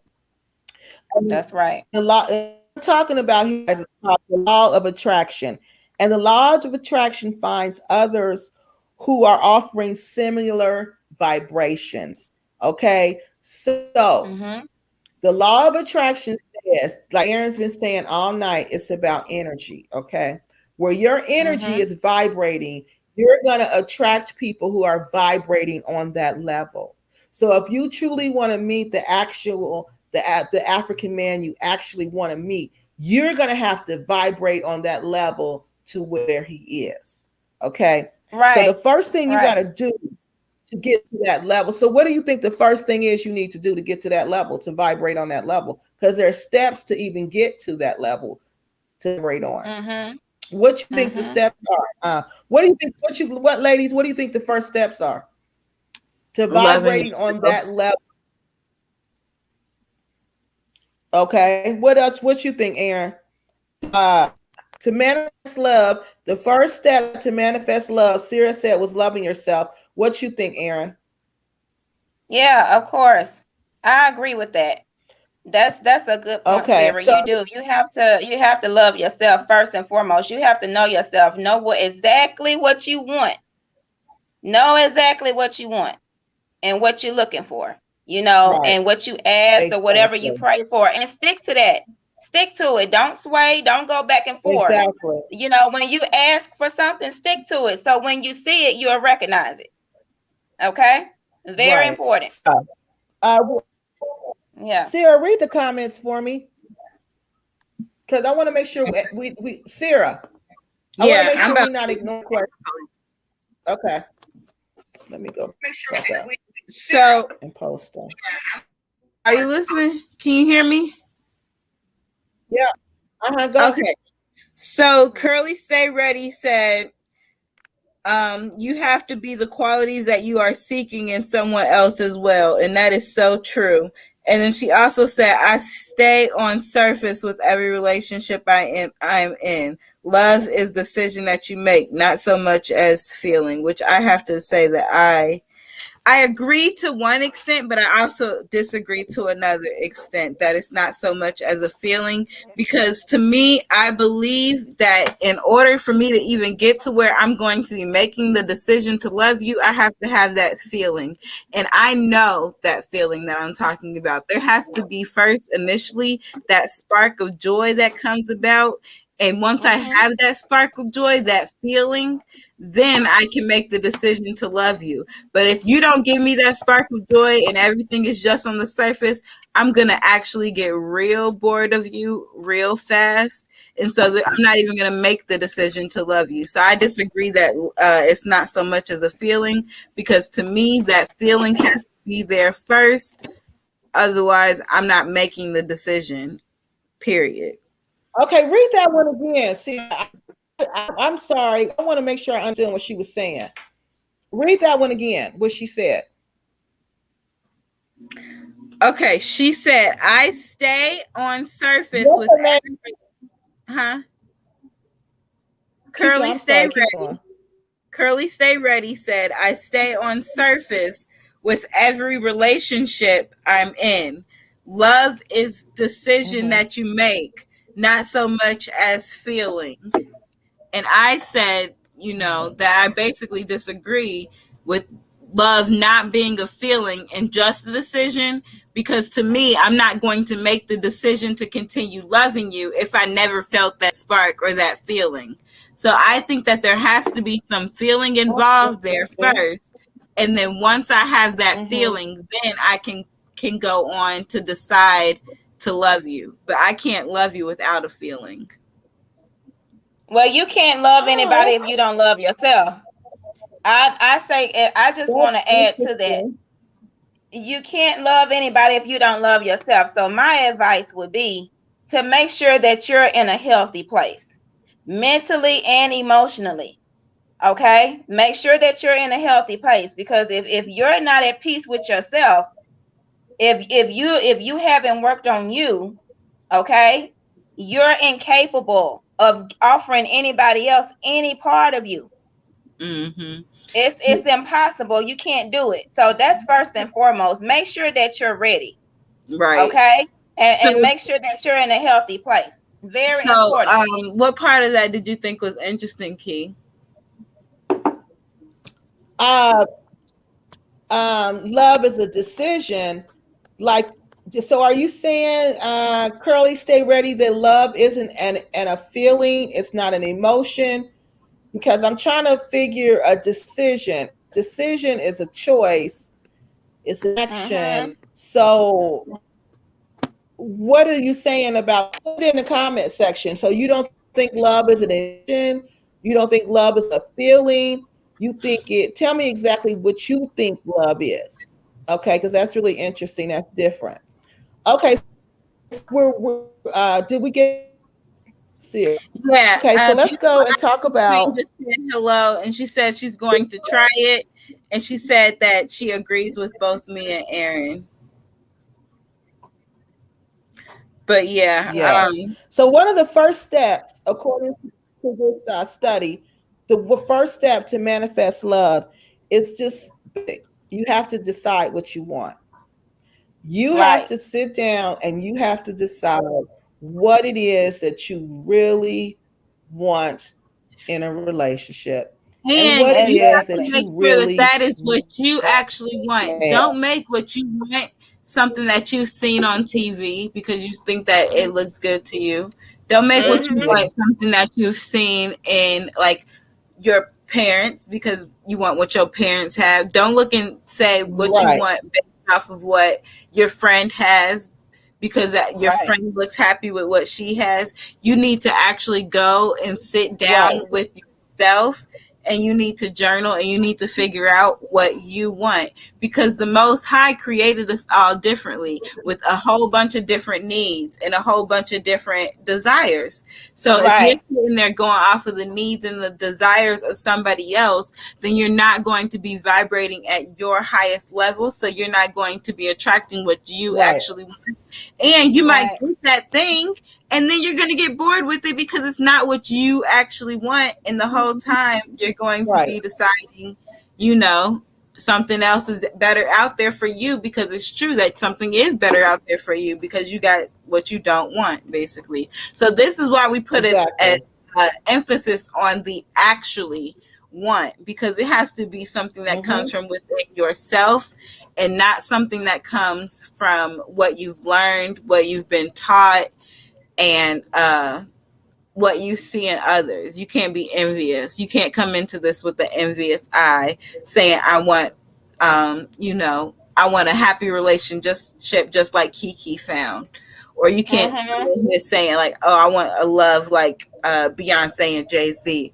You can't come, you know, looking into anybody else's relationship except for what you want for yourself. Exactly. That's right. And that's right.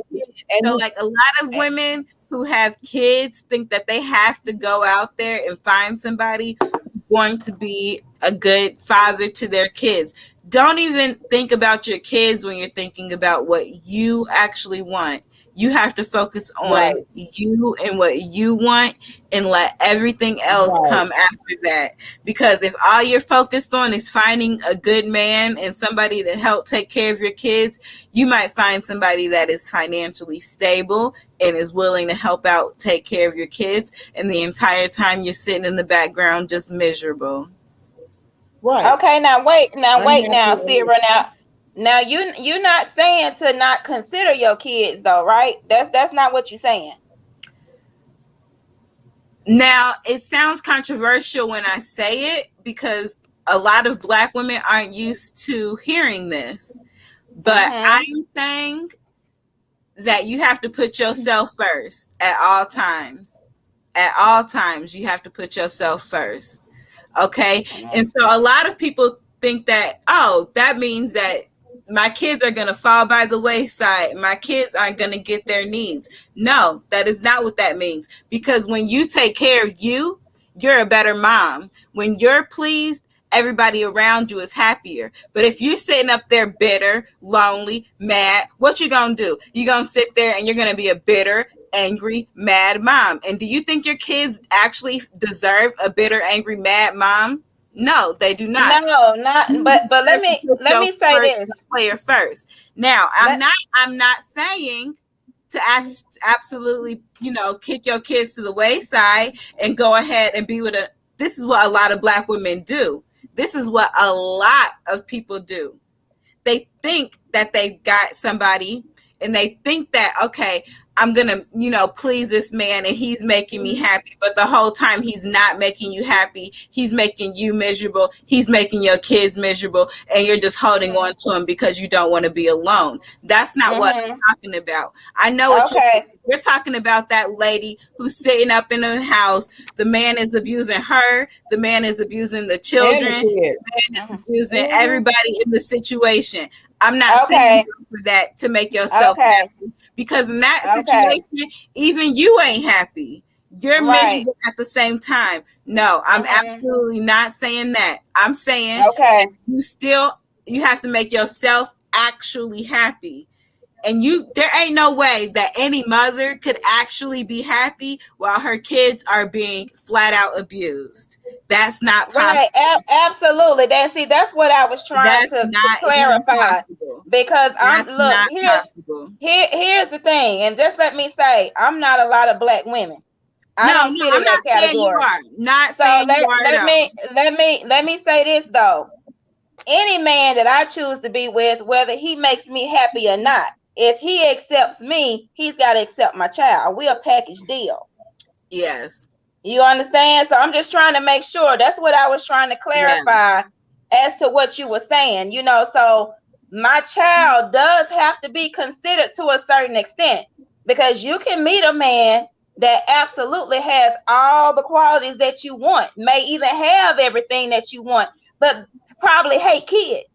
But guess what? That's not gonna work. Is that somebody who has all of the qualities that you want? That's not gonna work at all. It's not. But that's not somebody who has all the qualities that you want either. Exactly. Because that's not what I'm saying want. And that's exactly what I'm saying. Exactly. But what I'm saying is that a lot of women like to put their kids first above themselves. I've been guilty of it before. Like, there will be days where I will go all day long and I haven't even eaten because I'm too focused on making sure that everybody else is eating. And what happens to me at the end of the day? I'm cranky, I'm mad, I'm snapping, I'm saying, hurry up and get your shoe, hurry up. I understand that. And the whole reason is because I'm not taking care of my key player. But had I said, no, you're not going to get lunch right now, let mommy eat her breakfast first, and then I'll get you your lunch as soon as I'm done. Understandable. Everybody would have been happy. Would they be hungry for a little bit longer than they had to be? Maybe. But overall, it would have been a better situation for everybody. If mommy's happy, then everybody can be happy. But if mommy is messed up, then that is going to trickle down to everybody. Messed up. Yeah. Right, absolutely, and I agree with that, and that kind of coincides with what I said a minute ago about making sure that you take care of self. Yeah, make sure that you're in a healthy space, because if if you're not in a healthy space, you don't have anything to offer anybody else. So I understand. Exactly.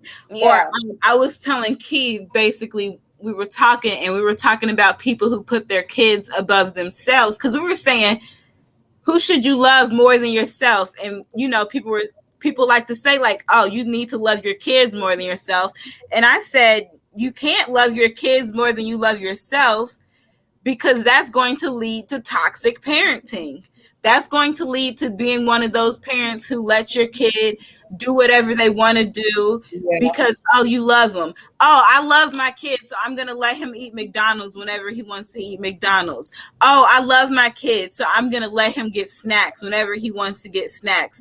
Oh, I love my kid, so if the kid tells me that he did one thing and the teacher tells me he did another thing, I'm going to go and check the teacher because I love my kid above everybody else. You can't love your kid above yourself because it will trickle down into toxic parenthood. You have to love yourself. I think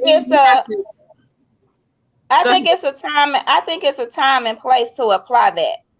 Because in certain situations, you do need to love your children more than you love yourself now. I disagree. Okay. Now, now, if it comes down to if me and my son is standing in front of a killer, I'm going to go. And I'm going to save my kid. So that's a situation where I need to love my child more than I love myself. Okay. That a lot of people. So that's what I'm saying. And certain times that rule needs to apply because it is certain points in time in life where it comes down to it. I'm going to do everything that I can for my kid. He will come before me. If it means me going out and saving him, that's what I'm going to do. So in a situation like that, yes, my child comes before me. He does. Now that's real. I would be a horrible mother to let my son go out and not live. That's not going to work. You can if I have to go out to save my son's life, that's what it's going to be. Period, point blank. That's it. That's all. Now, we're not talking about me feeding myself and taking care of myself health-wise so I can give my son 100%. I totally agree with you on that. But if it should ever come a point, if somebody come in and rob my house, I'm protecting my son. You understand what I'm saying? I'm putting myself before my kid. I'm telling this home invader, take me. Don't touch my kid. You understand? So at a point in time like that, no, my child comes before me. So I agree with you to a certain extent. Because, sometimes in life you have to make a decision.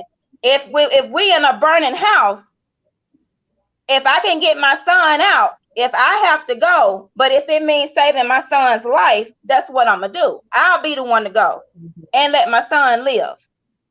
So at that time, I have to put my child first. I have to.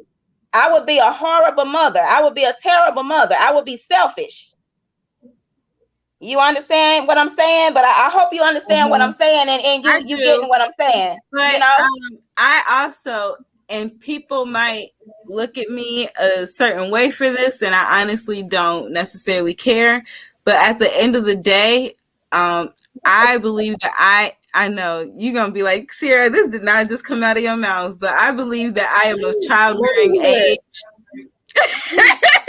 You said what about childbearing age? What? Yeah, I said I am in childbearing age, okay? So I'm going to try to save all of us. I'm never going to say I'm putting my child above myself. No, all of us need to get the fuck out of this burning house because we all need to. Of course. Of course. I mean, you know what I'm saying. We speak things into existence. I'm not even going to speak on that situation, okay? No, I understand, but I use that as an example because you're saying that you don't do that. So I'm telling you, I use that, and not that I'm speaking it out for it to actually come into existence. That's not what I'm doing. I know. I'm making a point that there are times where you have to put your kids first. Not saying that I'm turning this into my life. No, I don't accept from that. A different ideology, and to me, I don't believe so. I believe, and listen, like a lot of people like to think that this is wrong too, but I really like, and I know that I'm not the only person that believes this because I've talked to other moms who feel the same way. If I were like in childbirth or something and I'm dying, like save me. We can have more kids. Save me. If I'm about to fall off the cliff, like save me. This is exactly why it's so important for you to know exactly what you're looking for in a partner. Because as you see, Sarah and Aaron have two different views. Okay. So Sarah can't be with a partner who has the same view as Aaron, and Aaron can definitely not be with a partner who has the same view as Sarah. So that's why we got to be with people who we know we are compatible with. That's why you got to know exactly what you want in a partner. And once you determine that, the next step is you have to visualize it. So once you determine what exactly it is you want a partner, you have your imagination to visualize that. So what that's you do is third eye. You have to see it in your mind's eye. Yes, absolutely. You start close your eyes and you just start seeing this person in your mind. You start visualizing this person there. Start feeling what it feels like to do things with that person, to go places with that person, to talk to that person. You know, visualize all that. You have to have this whole relationship with this person in your mind. That's where it starts. And once you do that, once you visualize it, then you embody it. And when you embody it, tell me, when I say embody it, what do you guys think that means? When you embody the visualization, you embrace it. What do y'all think that means? To me, when and I how think you embrace it, though, you when I think of it, I think that you are using all of your senses. So to me, embodying it and visualization goes a lot further than visualization. Like when I'm visualizing, I am thinking about all aspects. So I'm like, how is my man gonna smell? He gonna smell like sandalwood and sage. He gonna be that, you know what I mean? I'm gonna see him. How does he look? Like, how is he gripping my body? How does that feel? I'm going to how does he taste? What does it taste like when I'm, you know, et cetera, et cetera. I'm thinking about, you know, how it feels inside, like, oh my gosh, how it feels so good to be loved by this person, how it feels so nice to just be in this space with this person at all times. I'm imagining like how his voice sounds. So like I'm literally getting all 5 of my senses involved when I'm visualizing. It's not just about seeing it. You've got to see it, you've got to taste it, you got to smell it, you got to hear it, and you got to feel it. Ooh, the texture of his skin. Like, is he gonna have soft, nice skin, or is he gonna have rough hands because he likes to work? Is his hair gonna be long? Are you gonna rub your hands through his hair? Or are you gonna pull his dreads? Type of thing. Like, what are you gonna feel? What are you gonna see when you got your man that you actually want? Yeah. And that's it. And that applies to anything. That applies to anything too, Sarah, what you're saying. No matter what you're trying to accomplish in life. Picture it, feel it, see it, you know, make it a reality, you know.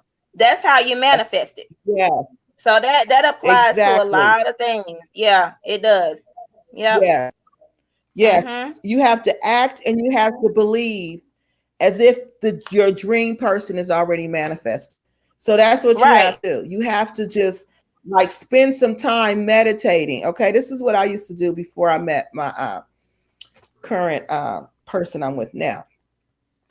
I used to sit and I used to look at the sun. I would watch the sunset every evening. I would just watch the sunset and I would play music, love songs. I would play Luther Vandross, Superstar, anything by him. I loved his because he has a really beautiful voice, and Whitney Houston. People who have beautiful voices, listen to love music, love songs, and just meditate. And I would sit there and I would watch the sunset every single day. I did this for I don't know how long. It was months and months that I did this. Okay. And while I was doing this, I was visualizing it, what it would be like the song. It was just like the song. I went wherever the song was taking me. So you want to you want to listen to something. You see what I mean? So that's one way you can really feel it. You can really just get into it. Okay, is to have a song like that you like, a love song to guide you. Okay, And that's how you embody it. Okay. So then it says that's step 3. So we got step 1. One is we have to determine what we want. We just say, okay, this is what I want. And then step 2 is we have to visualize it. We have to see it in our mind. We have to embody it. We have to feel what it feels like, because when we're sending off vibration. Okay. So every time I would visualize this, I would send off a vibration. That vibration was going out to the universe. Okay? It was going to vibrate somebody back to me that had that same vibration. Okay. So that's why it's so important. You know what you want, you visualize it, you line yourself up, you embody it, so you can start sending out that vibration. Okay. So step 4 is you align your actions. So tell me, ladies, when they say align your actions, what do you think they mean when they say align your actions? I mean, you align your actions with the man you want. If you want XYZ, you also have to be XYZ for it to attract you. So don't be out here asking for a man who has his finances in check and you ain't got your finances in check. Because I agree with that. You have to be what you want. So I think that's what, but I want to read comments. Curly Stay Ready said you have to love you first. And then Sharon Bergen said, greetings, lady. And then Curly Stay Ready said, I love me first. Then I love me first. Then my kids. That's how it should line up. It's not that you don't love your kids. When you love you, you love what's come from you. And I agree. That's how I feel too. And that's how I think that everybody should feel. You have to love you first and then your kids. But you were saying step number 4 is that you have to be in alignment. So yes, align your actions. You need to align your actions. So you know what it is, because some people don't know. Some people don't know what actions mean. We need to talk. What does that mean to align your actions? What do you guys? It means that you have to be ready. Can you hear me? You have to be, yeah, I can hear you.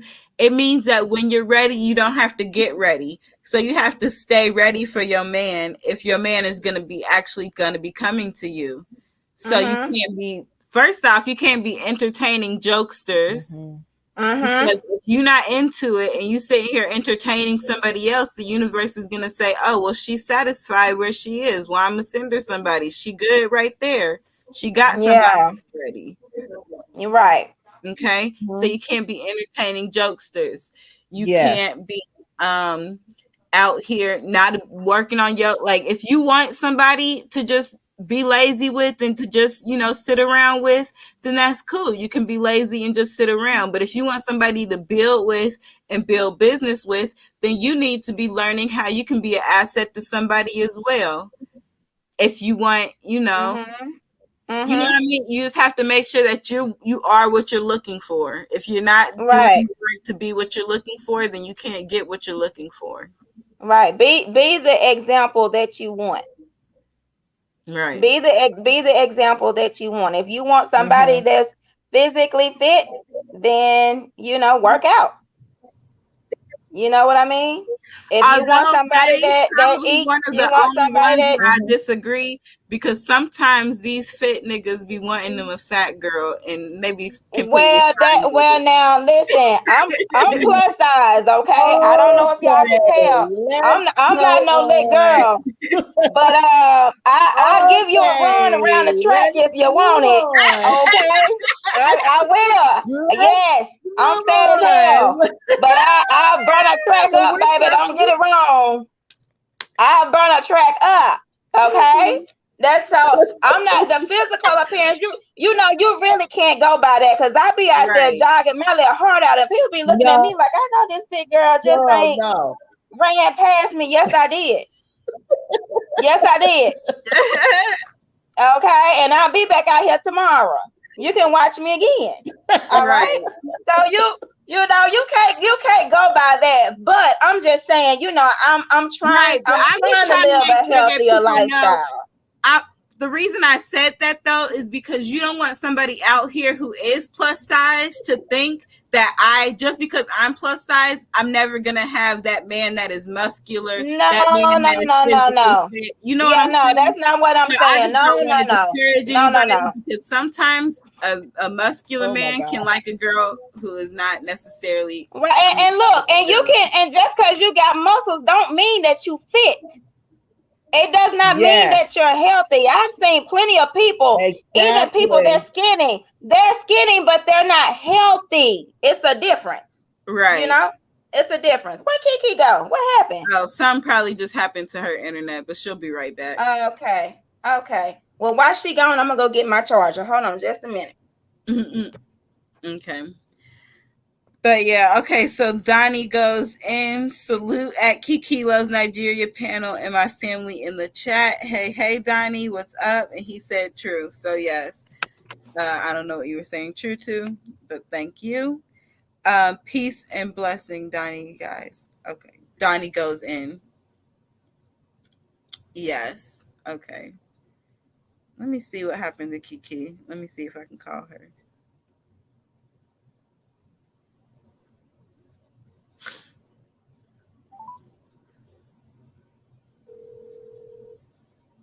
I don't know what's going on. It says device not connected. Girl, everything just went blank. I think I'm gonna come on from my phone. Okay. Let me click. I can see y'all. Wait a minute, hold on. It's something wrong though. It says add to the stream. Okay, hold on. There you go. I don't know what happened. That was crazy.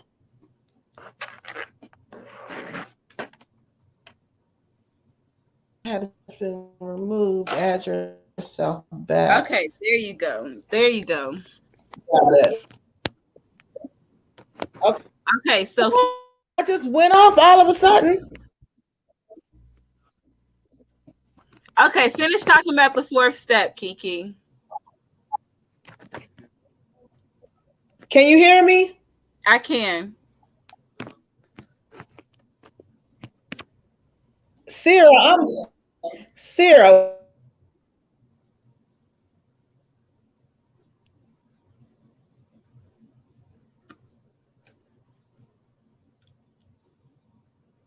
It was pretty much what you guys were saying, okay? But more than that, aligning your actions, the Wi-Fi is just out of control. Aligning your action is taking actions and pursuing and saying yes to potential partners that have the qualities that you desire. Okay. Sarah, can you hear me? I can. Sarah, you can hear me now? Mm-hmm. It's just a little delayed. Okay. So basically, when you align yourself, that means you're going to start. Aaron, come back on if you can. When you align yourself, you're going to start partners, okay? People that seem interesting to you. Okay? When you start meeting those people, what you got to do is you got to start saying yes to those people. Okay, so you start meeting people who start saying, hey, I want to take out, I'm interested in going out with you. You got to receive that. You can't have your mind closed to that because you've been in bad relationships in the past, okay? And that's what a lot of people do. The study I was reading says that you can't say no when these people come around. When these potential partners come around, you can't say no to them, okay? But it's saying, just like Sarah and Aaron was saying earlier, you cannot entertain people you don't really have an interest. Okay, so say you meet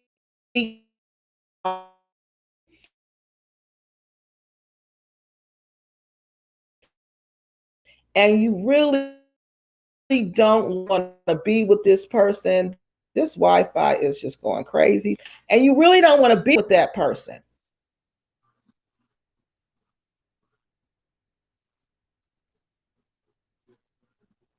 I can't hear you.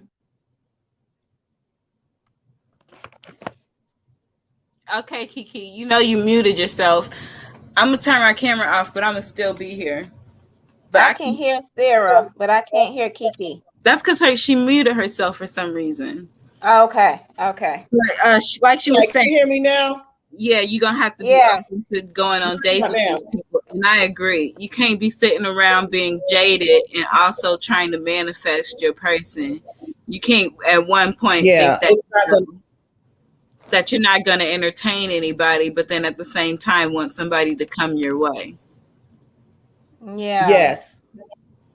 And that's a big problem. And it says don't. And then the other thing they said, other than being open, because like Sarah says, people will get jaded and say, oh, I don't want to meet nobody. I don't want to talk to nobody. And that's what happened to me, though, for real. In this relationship I was in, that's how I was when I first met that person. When I first met him, I was just like, no, I don't want to talk to nobody. I don't want to be bothered. But it was the same thing. The universe, God kept telling me, but you want somebody, but you're not open to nobody. Now, how much sense does that make? How are you going to meet somebody? Every time you meet somebody, you like, oh God. And I remember thinking, because he kept texting me, right? And it was just little bitty texts. It was about nothing. And I remember thinking, I kept saying, oh God, I hope he don't like me. I kept saying, oh God, please don't let him text me no more. Oh God, the man done texted me again. So it was like, okay, Kiki, here go a man. He's a potential candidate. Yeah, he's let him get away. Yeah. Yes. Yeah. Are you going to let him get away? Are you going to say yes to this? Yeah. So I had to open myself up. And that's what I did, y'all. I opened myself up. And you know what else is saying? You can't entertain people that you're not interested in. And then this is another thing that happened. That too. Yeah. Yes. When I was in the Gambia, okay, I met this person. I met two people at the same time, okay? One guy, I knew I didn't have any interest in this person whatsoever. But people were saying, oh, you should do this. And I was about to do it. But I knew in my heart, I did not want to be with this person. I knew I didn't have an interest in this person. So I said, no. At the last minute, I told him I wasn't going. So you can't waste your time on people that you don't want to be with, or people you know it's not going to work out with. You just can't do that. Don't waste their time. Yeah, right. Yeah. Don't waste don't waste because it's a waste of your time. And like Aaron said, it's a waste of their time. Right. So it's like, and when you do that, when you entertain people that you don't want to be around, that you don't want to be bothered with, for real, you're sending a mixed vibration to the universe. Exactly. Yeah. Yes. You're saying, yeah. Exactly. Right. Mm-hmm. You sending mixed vibrations to everybody. So you saying, okay, I really want to be with this person. And then you saying, but I'm entertaining this person. So the universe don't know what you want. It's just totally confusing. Exactly. Right. It's totally confusing. Exactly. You got to be clear. You can't just go out and just hang out with people that you don't want to be with, or that you just not interested in. So what you think about that? What y'all think about the alignment piece about saying yes to potential partners, though? So do you think you would have what do you think about that? Do you think that would be difficult to say yes to potential partners? You would think it would be easy, but when you finally meet that person, it's not, because you're like standoffish. You know what I mean? You're like Sarah said. Yeah, you just kind of you're jaded, and you come into a situation like questioning every single thing because you just don't want to go down that path anymore. So what you think about that, Aaron? Do you think that's true? That you think that do you think it's easy to say yes to potential relationships, or do you think that it becomes difficult because of all the things that people have been through in their past? So the alignment is easier said than done. Yeah, right. See, that it goes back to what I said earlier when I was saying be sure of what you want and stand on it. Okay? Stand 10 toes down on it. Stand firm on it. You know exactly what you want. Right. So that way, when you see it, you'll recognize it. Exactly. And you won't have to get into anything that you got a second guess and wasting your time and other people's time too for no reason. Exactly. Don't get impatient, because I'm guilty of that before in the past. Yes, that's the key. I get impatient, and it's just like, I'm just gonna try to make the best out of a situation, even though I know I'm really not into it. But I'm just gonna make the best out of it anyway, because you start feeling like what do they call it? FOMO, fear of missing out. Right? You feel like time is passing you by and you start panicking. It's like, okay, then you start second guessing yourself. Yeah. Then you start beating up on yourself, and then you start making that list shorter that you made out on exactly what you want. And so, well, maybe I'm just a little bit too picky. Maybe my expectations are a little bit too high. Maybe I'm no. Yes. When you ask for what you want, the universe, the Most High, you have to remember, they know what's best. We don't always get what we want on our time. No. Everything not gonna always happen when you want it to happen. It sure does. When I broke up with my son's father, I was with him for 11 and a half years. My son is 10. Okay. Really thought that, that was it, but it wasn't. And that's okay. That's all right. We all go through it. But that was it for me. Mm-hmm. And I took out 3 years, y'all. Really 3.5. I was by myself.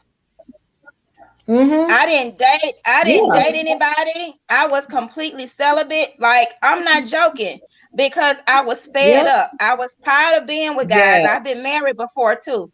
I was tired of being with guys and coming to a dead end. You investing all your time and your effort and giving up your body, and it's going nowhere. Exactly. And I was fed up with that. But it took that, as hurtful as it was.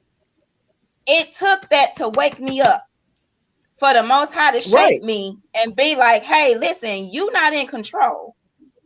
Okay. If you ask me for something, if you're going to trust me, you're going to have to trust me the whole way. Stop trying to make this work how you want it to work. You make a mess of everything. Exactly. Okay. If you're going to trust me all the way. So in that 3.5 years, I took out that time and I focused on Aaron. I got deeper into my spiritual life. I read my Bible more. I prayed more. And, I did my affirmations. Like, I really, because sometimes if you want change, you have to make a change. You have to come outside of your comfort zone. You have to do things a little different, and I had to, sometimes the hardest thing to do in life is to look at yourself. I had to literally stand in the mirror and look at myself and come looking at yourself. Yeah. I had to come to a realization with myself. Yeah. And realize what was it that I was doing wrong. And that's the hardest thing in the world to do, but it was necessary. I had to do it, and it was painful. And I saw things about myself that I didn't like. And I'm just keeping it real, so I had to take out that 3 years to be completely to myself. And it was some people I had to let go too. Sometimes when you need to move to the next level and you trust them for things, sometimes you have to cut people off. Everybody not for you. You do. So whatever you need to cut off, whether it's people or things, no matter what it is, if you need to cut that off to get rid of that so you can advance, so you can grow, do it. And don't be scared to do it. And don't be scared to be by yourself. Like I said, sometimes it took that for me to connect to myself, to learn some things about myself, and to find out what was it that I really wanted. And when I figured that out, I stood on it, and I stood firm on it. And it was some nights I got really lonely. It was sometimes I was really lonely. It was. Yeah. But when I had those moments, that's when I prayed. I prayed a little bit harder. Okay, when those moments hit. Okay, and listen, everything is still not perfect. And that's what you gotta do. I'm still learning. It's a learning phase. I'm 44 years old, and I'm still learning. I don't have all the answers. Yes. You know what I'm saying? I don't, and that's okay. So I don't think that we ever will have the answer to everything. My philosophy is that when you have answers to everything, you ain't got no more to learn, so you gonna die. That's right. Exactly. That's true. That's right. That's exactly right. Exactly. Let me keep learning, baby. That's right. That's right. Don't never get to a point where you're not receptive to anything. Always be coachable. Right. Always be willing to learn. Always, be open to listen to other people. You know, sometimes you can learn something. Be open. Trust yourself. Trust yourself. Yeah. And that's what this whole process is really about. That's what it's all about, Erin, is trusting yourself. It's trusting yourself and trusting God. Sarah, will you read some of the comments? Because I think we have a lot of comments over here. Okay, y'all, we coming to the comments now.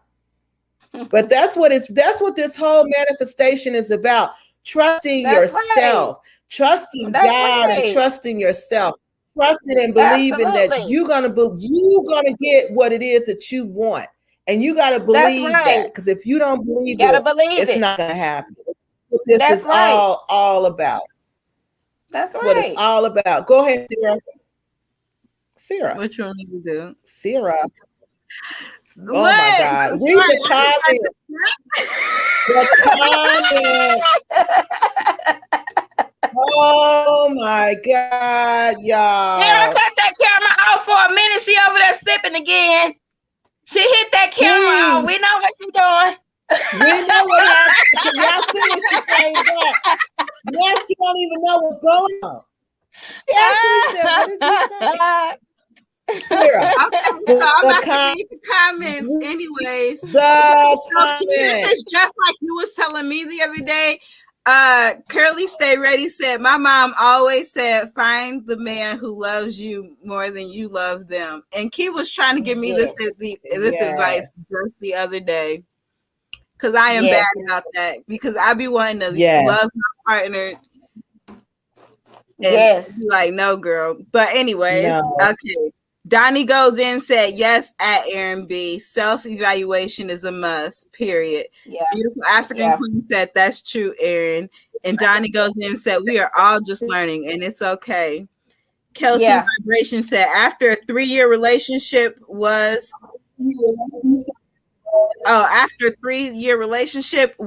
and am by myself. Been solo for 3 years now. My spiritual awakening happened when that relationship ended. It was the best thing that happened to me.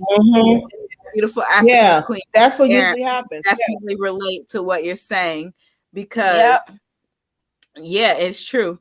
And then Curly Ready said, it's not always about who we want, it's about who wants us. We have to be open, different, LOL.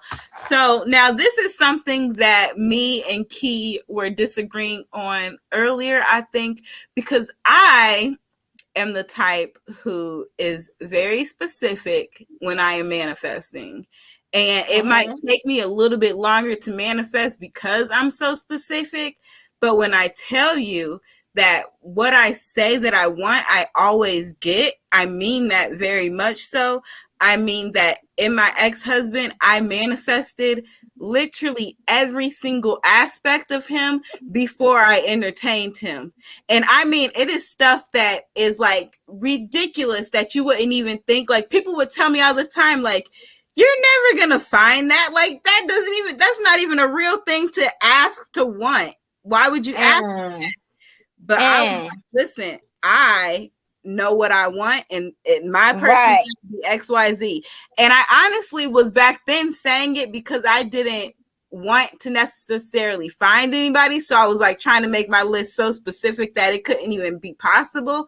But when I tell you that he hit every single thing on that list, he hit everything on that list, even to the point where I manifested the problems that arose in our relationship. okay? Because of the things that I was saying, because I was an ignorant 20-year-old girl saying these things that I wanted in my partner, and I said that I wanted them. And so the universe was like, oh, you said you don't care if he does that? He's gonna do everything that you said he's gonna do every single bit of that. Yeah. Yeah. And so it was to the fact that I literally spoke out every single trait of this man. Every single trait. Yeah. Okay. Yeah. But she said that you have to be open. But that's just where I disagree, because when I manifest, I am not open at all. I'm like, you got to have XYZ. If you don't have XYZ, I'm not even going to waste my time with you. We might be talking for 2 days. And once I find out that you don't have X, oh, I'm sorry. You weren't the one that the universe was sending to me. You was a test. You was a test to my loneliness. And now I see I'll pass this test because I know exactly what I'm doing. I'm being dead serious, Key, and the universe will send you tests to your universe all the time. That's true. That's true. They will send you tests to your loneliness all the time. Sure will. Because they'll be like, oh, see if you're gonna pass it. Hey, I want to you think you're doing good right now? Real quick. Oh, go Sarah, ahead. Let me say hi to somebody real quick. I just saw Donnie goes in the comment section, and he says, salute at Kiki Loves Nigeria panel and my family in the chat. And Donnie goes in, you might not know it, but I know, I watch you, I follow you, and it's a pleasure and an honor to have you here watching us. And I have a question. Where is Love Life? I've been looking for him for like 2 weeks, and I haven't seen anything from him. Do you know what's up with him? Because I really enjoy his show. But I'm glad to have you on here, and please, please don't be a stranger. Please come back. Donnie goes in as a Pan-Africanist. He's part of the Pan-Africanist movement. So I'm part of that movement also. So it's a pleasure to have him here. Okay, so let's go back, ladies. I'm sorry. Go, Sarah. So the alignment. So pretty much, you just got to align yourself up with your actions, and then you're going to get, what you want. You just can't settle anymore. You got to get past that. We're too old for that settling stuff. And so Sarah was talking about details. This is what we were talking about earlier. When I was in my 20s, I did used to have a list. Okay. I did. I honestly had a list with all the qualities that I wanted from a man. But as I got older, I realized those things don't even matter. I could care less about those little bitty minute details on that list. What matters to me is this man loved me the way I wanted to be loved. Okay. That this man takes care of me, that this man protects me, that this man has a relationship with God. And I feel like if I put out all those big things, then God's going to work out the details. And that's what we were talking about earlier. Yep. That's what we were talking about earlier, because that was what happened in my relationship. The person I'm with now, I didn't ask for details. I just said, Lord, after this Nigerian, I was so tired. I said, I just want somebody like me. Somebody like me, God. I know there's got to be a male version of me walking around out here on this earth. And that's all I asked for. But do you know, he was everything that I want, like physically and more. There was things there that I didn't even ask for, that the universe said, hey, I'm going to give you this. You didn't ask for this, but yes. But I know, and it was some things I liked. Things that I liked that I didn't even ask for, because the universe knew what would please me. You see, we can put that out there. So they know what would please me. So all the things were there, and the universe will give you a little extra. They'll give you a little that more. Could honestly so that's be why something that I still need to learn, because I am still on the, young and dumb side of life. But I got dumb. It's just don't say that. Don't say that. Yeah, if you ain't hitting the things on my list, no. If you ain't hitting the things on my list, I didn't care about that. I got kids. I don't have time to entertain anybody. I don't even have a list anymore. Well, I don't even have a list. Let me make everybody feel good, okay? because in my personal opinion, I don't think it's a right or wrong way to manifest anything. It's not. Okay. It's not. Everybody, exactly. don't overcomplicate it. Okay. Exactly. It's whatever works for you. It's whatever you feel. It's whatever you led to feel, to speak, or to ask for. Nobody knows you better than yourself. So that's when you got to be real with you. Exactly. Okay. Because at the end of the day, the things that matter to Kiki, at the end of the day, the things that matter to Kiki will not matter to me, and the things that matter to me won't matter to Kiki. That's okay. And that's okay. So you might be able to say that these things on her list don't matter, but at the end of the day, those things on my list are right. And they're all, no matter what. Consider a deal breaker is something that I would not consider a deal breaker. Right. You would consider a deal breaker. What I consider, girl, yes, you are right. Because they're different people. Exactly. Y'all see Sierra's cameras off, so be prepared when she come back. Mind your business. Be prepared when she comes back. What a little white say when she comes back, everybody. We don't know what to expect when that camera comes back what's on. in my cup? It's my cup. Remember when Little Wayne? Right. Ain't nobody judging. Ain't nobody. I'm finna get a refill in a minute. Ain't nobody judging. But listen though, to some viewers, seriously, that's looking and that may not understand manifestation and may want to, look into it, or that's interested in it. Listen. Don't overcomplicate it. We're not trying to confuse anything. You do. It's all about what you feel. It's all about what you want. That's what you ask for. Don't listen to me. Don't listen to Kiki. Don't listen to Sarah. You do what works for you. Because at the end of the day, you got to live with that. Okay, it's no right or wrong way to do this. Everybody have their different style. I'm totally different from Kiki and Sarah both. Okay, but she got that message all request. Everybody's what you want, your wants, your desires. Everybody's is equally important. It don't matter the style and how you do it. Yours is just as important. Okay, so I just want to say that. I just want to say that. That's all. And that's the thing. People overcomplicate management. And it is not, it's just using your imagination like we did when we were kids. It. You imagination to get what you want. And that's all it is. And then the last step, you guys, and this is the most important step, and this is the hardest step. And it is, because it was very hard for me. The step number 5 is surrender. The final step, they said, is the hardest step. During this step, you have to surrender to the love that you attract. Okay? And what they mean, y'all tell me what y'all think that means. When it says you got to surrender to the love that you attract, what do you think that means? Sarah's face is killing me right now. Girl, I know. I can't even look at her. I cannot. Please, everybody go watch that video of Genuine and Tank and Tyrese when they are singing, and Genuine was high as a kite. And oh my God, Sarah, you are genuine tonight. Oh Lord, have mercy. I'm trying to stay focused. Okay. Surrender. Why do y'all think? What do he mean? What do they mean when they say you got to surrender? The last step is surrender to the process. And they mean let the love come in and be open and receptive. Like that's literally when I was so this is something sideways. I was manifesting a way out of my previous job because I didn't want to be there, right?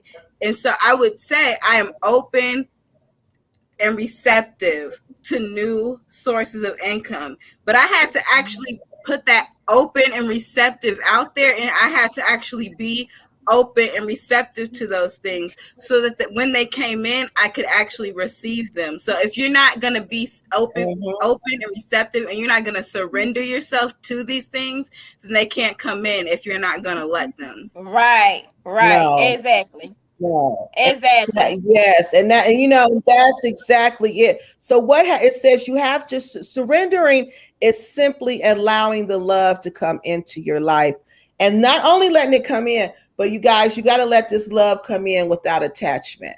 And what that means is, you got to let it come in. Well, no, y'all tell me what you think it means when they say you got to let this love come in, but you got to let it come in without attachment. What do you think they mean? I think what does that mean? This India Arie song where she was saying that basically she was so, I can't even remember the exact lyric right now, and y'all know why, but she was basically saying we know why. You know why I can't remember no lyrics right now. Go ahead. But you know what I'm saying. Go ahead. She was basically saying that she was so in love that she doesn't care what may happen down the road, because she was just thankful to have that love right then and there. And that's the type of love it has to be. It has to be one where you're not constantly going to be like, is he going to leave me? Is this going to happen? What's going to happen next? You have to just be open to what's going on in the now. It's like, I don't remember who wrote the book, but The Power of Now, talking about basically nothing is real. The past is a perception. The future is a perception. Nothing is real but the now. So you have to surrender yourself to what is going on in the present, and don't worry about the future or the past. Don't worry about their past or your past or what's going to happen in the future. Yeah. Exactly. What's Aaron? Yeah, and I agree with that. Aaron? And I need to say also that, you know, I've been guilty of that, and I'm still guilty of that right now, where I'm not always totally receptive without attachment. I'm not, because it's still some things from my past that I'm holding on to, and it's a hindrance, and I know that it is. It's a setback. You know, it's slowing me down. And, you know, and I've accepted that reality about myself, you know, but I'm working on that. I'm working on that. You know, like I said, everything is not perfect, but I think that's what it means, Kiki, to answer your question is, you know, kind of, you know, back to what Sarah was saying, you know, being open and receptive to new things, this, you know, in the now. But you can't, you know, move forward if you holding on to the past. And you pulling the past into your present, you know, and like I said, it's a few things I'm still working on. I don't have it exactly right, you know. I'm wiser than what I was 10, 11 years ago. I'm a lot wiser now, but it's still some things that I need to critique, you know, that I need to get just right. But I think that's what it means, you know, letting go of everything, just being an open book. And being receptive to new things. You know what I'm saying? Getting outside of your comfort zone, you know? So and it goes back to what I was saying too. In order to see change, you have to make a change. Sometimes you have to step outside of your comfort zone, you know?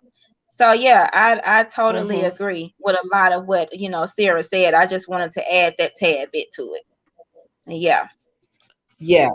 So surrendering, this surrendering and not having without attachment, surrendering to love without attachment. Some people might not know what that means, but attachment, surrendering without attachment means that you meet this person and you guys say to each other, okay, look, I like you, you like me. So let's just get together and let's just see where this goes. We're not going to put no demands on this relationship. We're not going to, if we fall in love, we fall in love. If we don't, we don't. If we just be friends, we just be friends. But let's enjoy this moment until we have together and where it goes. That's surrendering without attachment. And see, I didn't even realize that, but that's exactly what happened in this relationship I'm in now. Because when we got together, that's what we said to each other. When we said, well, that's exactly what we said. We both were like, okay, we both older, we're both mature, we both know what we want. So I like you, you like me. So let's just get together and see where it goes. If we fall in love, let's get married. If we don't, let's just stay friends. That's what we did. Okay. So that was the first time in my life I ever did that in a relationship. That was the first time I had surrendered to love without attachment. And that was really hard because you want to go into a relationship saying, okay, we're going to get married. Okay, we're going to be friends. Okay, this is going to happen. That's going to happen. But when you meet this person, you manifest. That's another sign you'll know, because you just want to be with the person. You're not going to have demands on it like that. You're not going to have rigid demands saying, okay, you're going to have to be my boyfriend. You're going to have to be my husband in so much time. You're not going to have that. You're just going to enjoy the fact of being around each other. And you want to see all the possibilities where love can go. Because the universe is going to like a no strings attached type thing. Like a no strings attached type thing. You're just open to see where it's going. No labels or nothing. You're just trying to see what direction it's going to go in. If it's going to work or not. Yeah, and then I get that. And then it'll flow naturally until where it's supposed to go. You know what I mean? It'll just flow into its flow. But if we put attachments on it and start calling him, like if I start calling him like my boyfriend, like right off, that would have changed the whole what is it? The vibe in the relationship. Than a friend. Because we called each other friends. When we started off, we were friends. We were just friends. Yeah. So the way you treat your friend is different from your boyfriend. So it was more relaxed because we were friends. You see, so when you start putting attachments on it, everything changes. Everything changes. Yeah. That's why when you do this, you don't put attachments on it. Let it go where it's gonna go. And remember, if you see this is not what I want, then you're gonna pull out anyway. You're gonna pull out anyway because the universe is gonna surprise you. If you do all of this, I promise you, the universe will surprise you with somebody that you didn't expect. And let me tell you, it's gonna be a pleasant surprise. Because my person was a pleasant surprise. Yes, and I met him when I least expected it, and I couldn't believe it. And it was just something that I know came from the universe. And it only came a reality because I was practicing these steps. And that's why I said you guys to find happiness, and find love and find all the good things in life. And that's why I wanted to share this with you guys tonight. That's why I said, Sarah, we got to teach ladies. We got to teach people how to manifest so they can get the love that they want. They can get the actual man that they want, not just somebody wind up with by default because you were lonely or because you were scared, because no, those days are over. Those days are over. So everybody has it. You have how to manifest. You know how to manifest now. There's 5 steps to the manifestation. All you have to do, you decide what you want. Step 1. Step 2, you visualize it. Step 3, you embody it, which means you live it every day. Step 4, you align your actions with it. Like if you plan on going to Africa to meet a person, then you start looking for plane tickets. You start getting on websites. You start getting in groups to learn about Africa and learn about different things. You start doing all of that. You align your actions with that. And then number 5, that step is that you surrender. You surrender to the process. When you meet the person, because he's gonna come, he or she is gonna come. But when you meet them, you make sure you don't go in saying, "Oh, you're gonna be my boyfriend. We're gonna go." You want to go in with attachment. Go in with no attachments. You like me, I like you. Let's just see what it do. Just let it flow. So that's the way you do it. That's the way. So everybody got it. We got it. So now we should not be ending up with these people that just are not no good for us. So we should not be lined up with people we are not in alignment with. Now, Sarah, do you want to read last comments before we get off? I will. Are you there? Ma'am. Your camera's off. Oh, thank you. Yeah, my camera's out. Actually, I don't know. Can I read them because I am on my phone now? Yes, I can read them. Okay. So Curly, stay right. I'm off camera because, well, I got a pump. But okay, oh so Curly Stay yes. Ready Okay, said, I'm loving the show tonight. I'm surprised there's only 8 watching. Yeah, that's okay, but people will catch it on the replay. Jamal said, I wish I could join. There's a lot I want to say. Damn, I hate this network of mine. Aww. We understand you're in Nigeria. It happens. Donnie goes in and said, finally caught one of your lives. Great topic. Thank you, Donnie.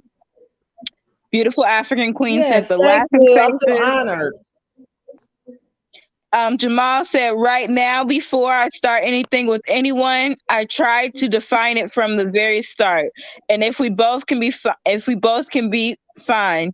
But if we can't, there's no need to even start things up at all. Understood. Donnie goes in and said, be open for love.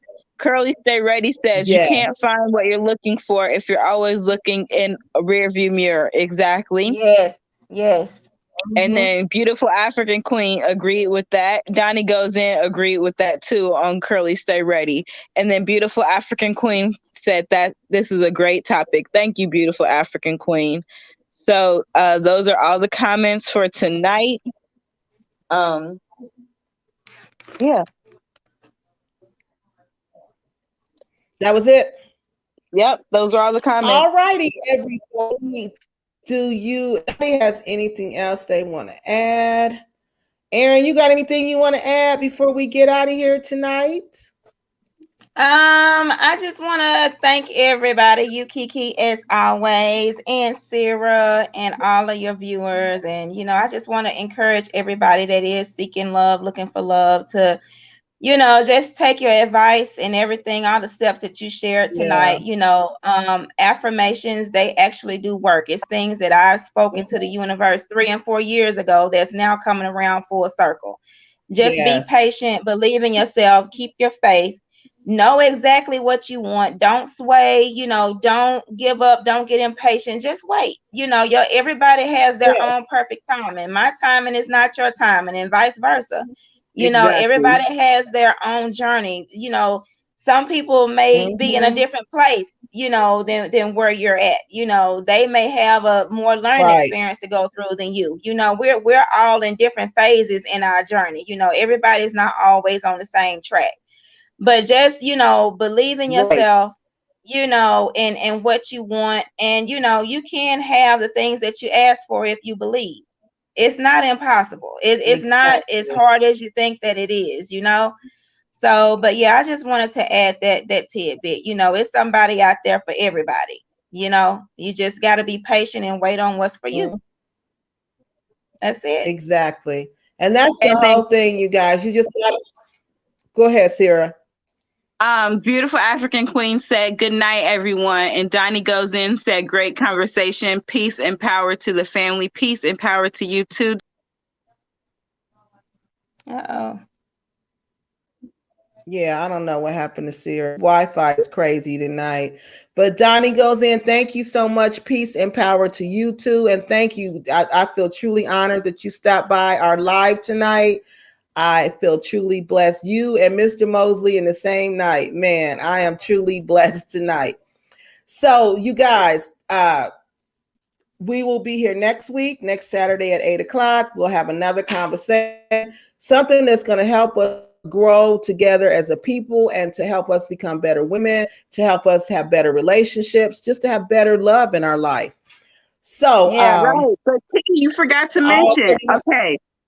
Listen, you forgot to mention that we have our Patreon up, and you can go into the Patreon, and in there we are going to be doing exercises as a collective, because when you have more than one person going for, if I'm imagining my dream for me and you're imagining my dream for me, I'm imagining your dream for you. I'm not imagining my dream for you. I'm imagining that I want you to get to your highest potential. You want me to get to mine, and we're all doing this work together. What does the Bible say, Key? You know that verse. Tell them. Yes, that when 2 or more gather together, there's power. So there's more power when you have 2 or more people praying for the same thing. Really powerful. Exactly. So that's what we want to start doing. But we're not going to do it on YouTube. We got to do it on Patreon in a private section where we can all get together and we can manifest these things together. You also cannot just share your manifestations with absolutely anybody. I was going to say that. You got those evil eyes. Going to say that. Yes, people who aren't always there wanting energy. Exactly. Yes. You don't want somebody who's putting that bad energy out on you. So when we are all gathered together, actually wanting the same thing, it's a whole different thing. So this is why we want, you know, so that's why it's in the Patreon, because it's private and it's not just anybody. We can all talk there. Yeah. Right. There you go. It's that's not people who are on there are like members, you know, they're not just on there to be nosy. They're there because they want to be there. Actually, you know, and, right. Yes. And that's what we're going to do on there to support each other. And we're also planning a retreat where next year where we can all get together and work on these activities and exercises together. Because it's really important that you sit down with each other and work on these activities and talk to each other in person. Okay, because all this I'm talking about. Yes, all this I'm telling you guys, this is not something just happened to me overnight. This is years. This is years, and this is many, many failed relationships. This isn't, oh, she just got a good, no. This is after so much hurt, so much pain, so many failed relationships that I was just like, well, forget it. Maybe I'm not supposed to find love. Right. And that's what God told me. Wait a minute. You think I would bring you down here and not give you love? As much love as you give to other people, do you think I will let you pass on this earth and not let you have that? And that's when I realized, okay, I got to believe what God is telling me. I got to believe what the Most High is telling me. And as soon as I started trusting, letting go of the things that were not for me, letting go of fear, of loneliness, letting go of desperation, that's when what was for me came to me. And that's what we're going to do at the retreat. We need to gather together so we can all learn these skills, because they just don't happen overnight. This is something you got to work on, and you work on as a group. Yeah, it takes time. Yeah, it does. And you guys, if you don't have a journal, please start journaling. Please just start writing down what you want in life, what you want out of your life, what you want in your relationship. Just write letters to God. I do that all the time. I just say, dear God, and then I start talking. That's all you got to do. Just start doing that. Okay. So that's really all I have. That's all we have for this week. We will see you next Saturday at 8 p.m. And if you have any questions, Sarah, I think we got some more over here. Donnie goes in, says, let me put it up here. A cousin used to say all the time, don't everyone pray for him, because some people don't want the best for you. Exactly. That's right. I'm trying to tell you. They don't. Exactly. No. I do not ask people to pray for me. I'm trying to tell you, and I do not let everybody lay their hands on me either. I'm funny about that. I don't do that. Yes, and don't do that. Don't do that, y'all. Don't do that. That is so true. That is the best advice, because people will pray evil against you. People will pray that you don't. Fail. Yeah, that's why we had to go to Patreon. We had to go to a private platform, because everybody's not happy. Like every video I put out, I tell y'all, it's one person come on here and give me a thumbs down. Every video, single week. I'm like, who doing that? But you know what? That's okay, because that person is thinking about me. Okay, because it takes energy to go on there to give me a thought. Let's think about that. You wait for me to release a video, because they do as soon as the video is released. So they subscribe to my channel. They get notifications when my videos come out, just so you can give it a thumbs down. Now that says a lot about you, whoever's doing that. But I love you and I thank you, because to YouTube, a thumbs down is the same as a thumbs. It's still a view with my video. Exactly. So exactly. So Thank you. Thank you. Thank you. So that's just to say there's haters everywhere, y'all. So you don't want everybody praying for you. Do not want that. Sarah, can you see beautiful African queen? She just said something. Yeah, she said journaling is the best thing I could have started. Exactly. Yeah, journaling is good. Next week we're gonna talk about some more. Look, Donnie said the thumbs down count too. That means they watched the video, right? Exactly. That's how I started looking at it. Right. Video. Right. Down. Yes. So I'm happy with that. So look, everybody, thank you so much for coming by. This was really nice. Thank you, thank you. And next week we'll be back with another topic. I'm not sure what, but I will let you know as soon as we figure it. But if you have any questions, please email me at Kiki Loves Nigeria. And that's love is LUVS Nigeria @gmail.com. And if you have any show suggestions, please email me. I'll put our Patreon link in the comment section so you can be sure to join that. And one person, Kelsey, says, thank you. Wish you all the best and the highest vibration. Thank you, Kelsey. Same to you. Yes, received and we're sending right back. Absolutely. So that's something that I want to say. I want to say that, well, we can talk about that on Patreon, but yeah, sending it right back. Sending it back. Absolutely. Absolutely. Yeah. So we need to learn. Those are the stuff that, yeah. So we'll get into that. You need to learn how to, don't even meditate on it. Just send it. All right, y'all. That's the end for the night. And I will see y'all next week. Thanks for stopping by. Good night, everybody. See ya. Bye-bye. Peace and love. Bye-bye. All right, Key, end it. I did. No, you didn't. It still say live. Is it in? So tell me it's still on here. Yes, it still says live.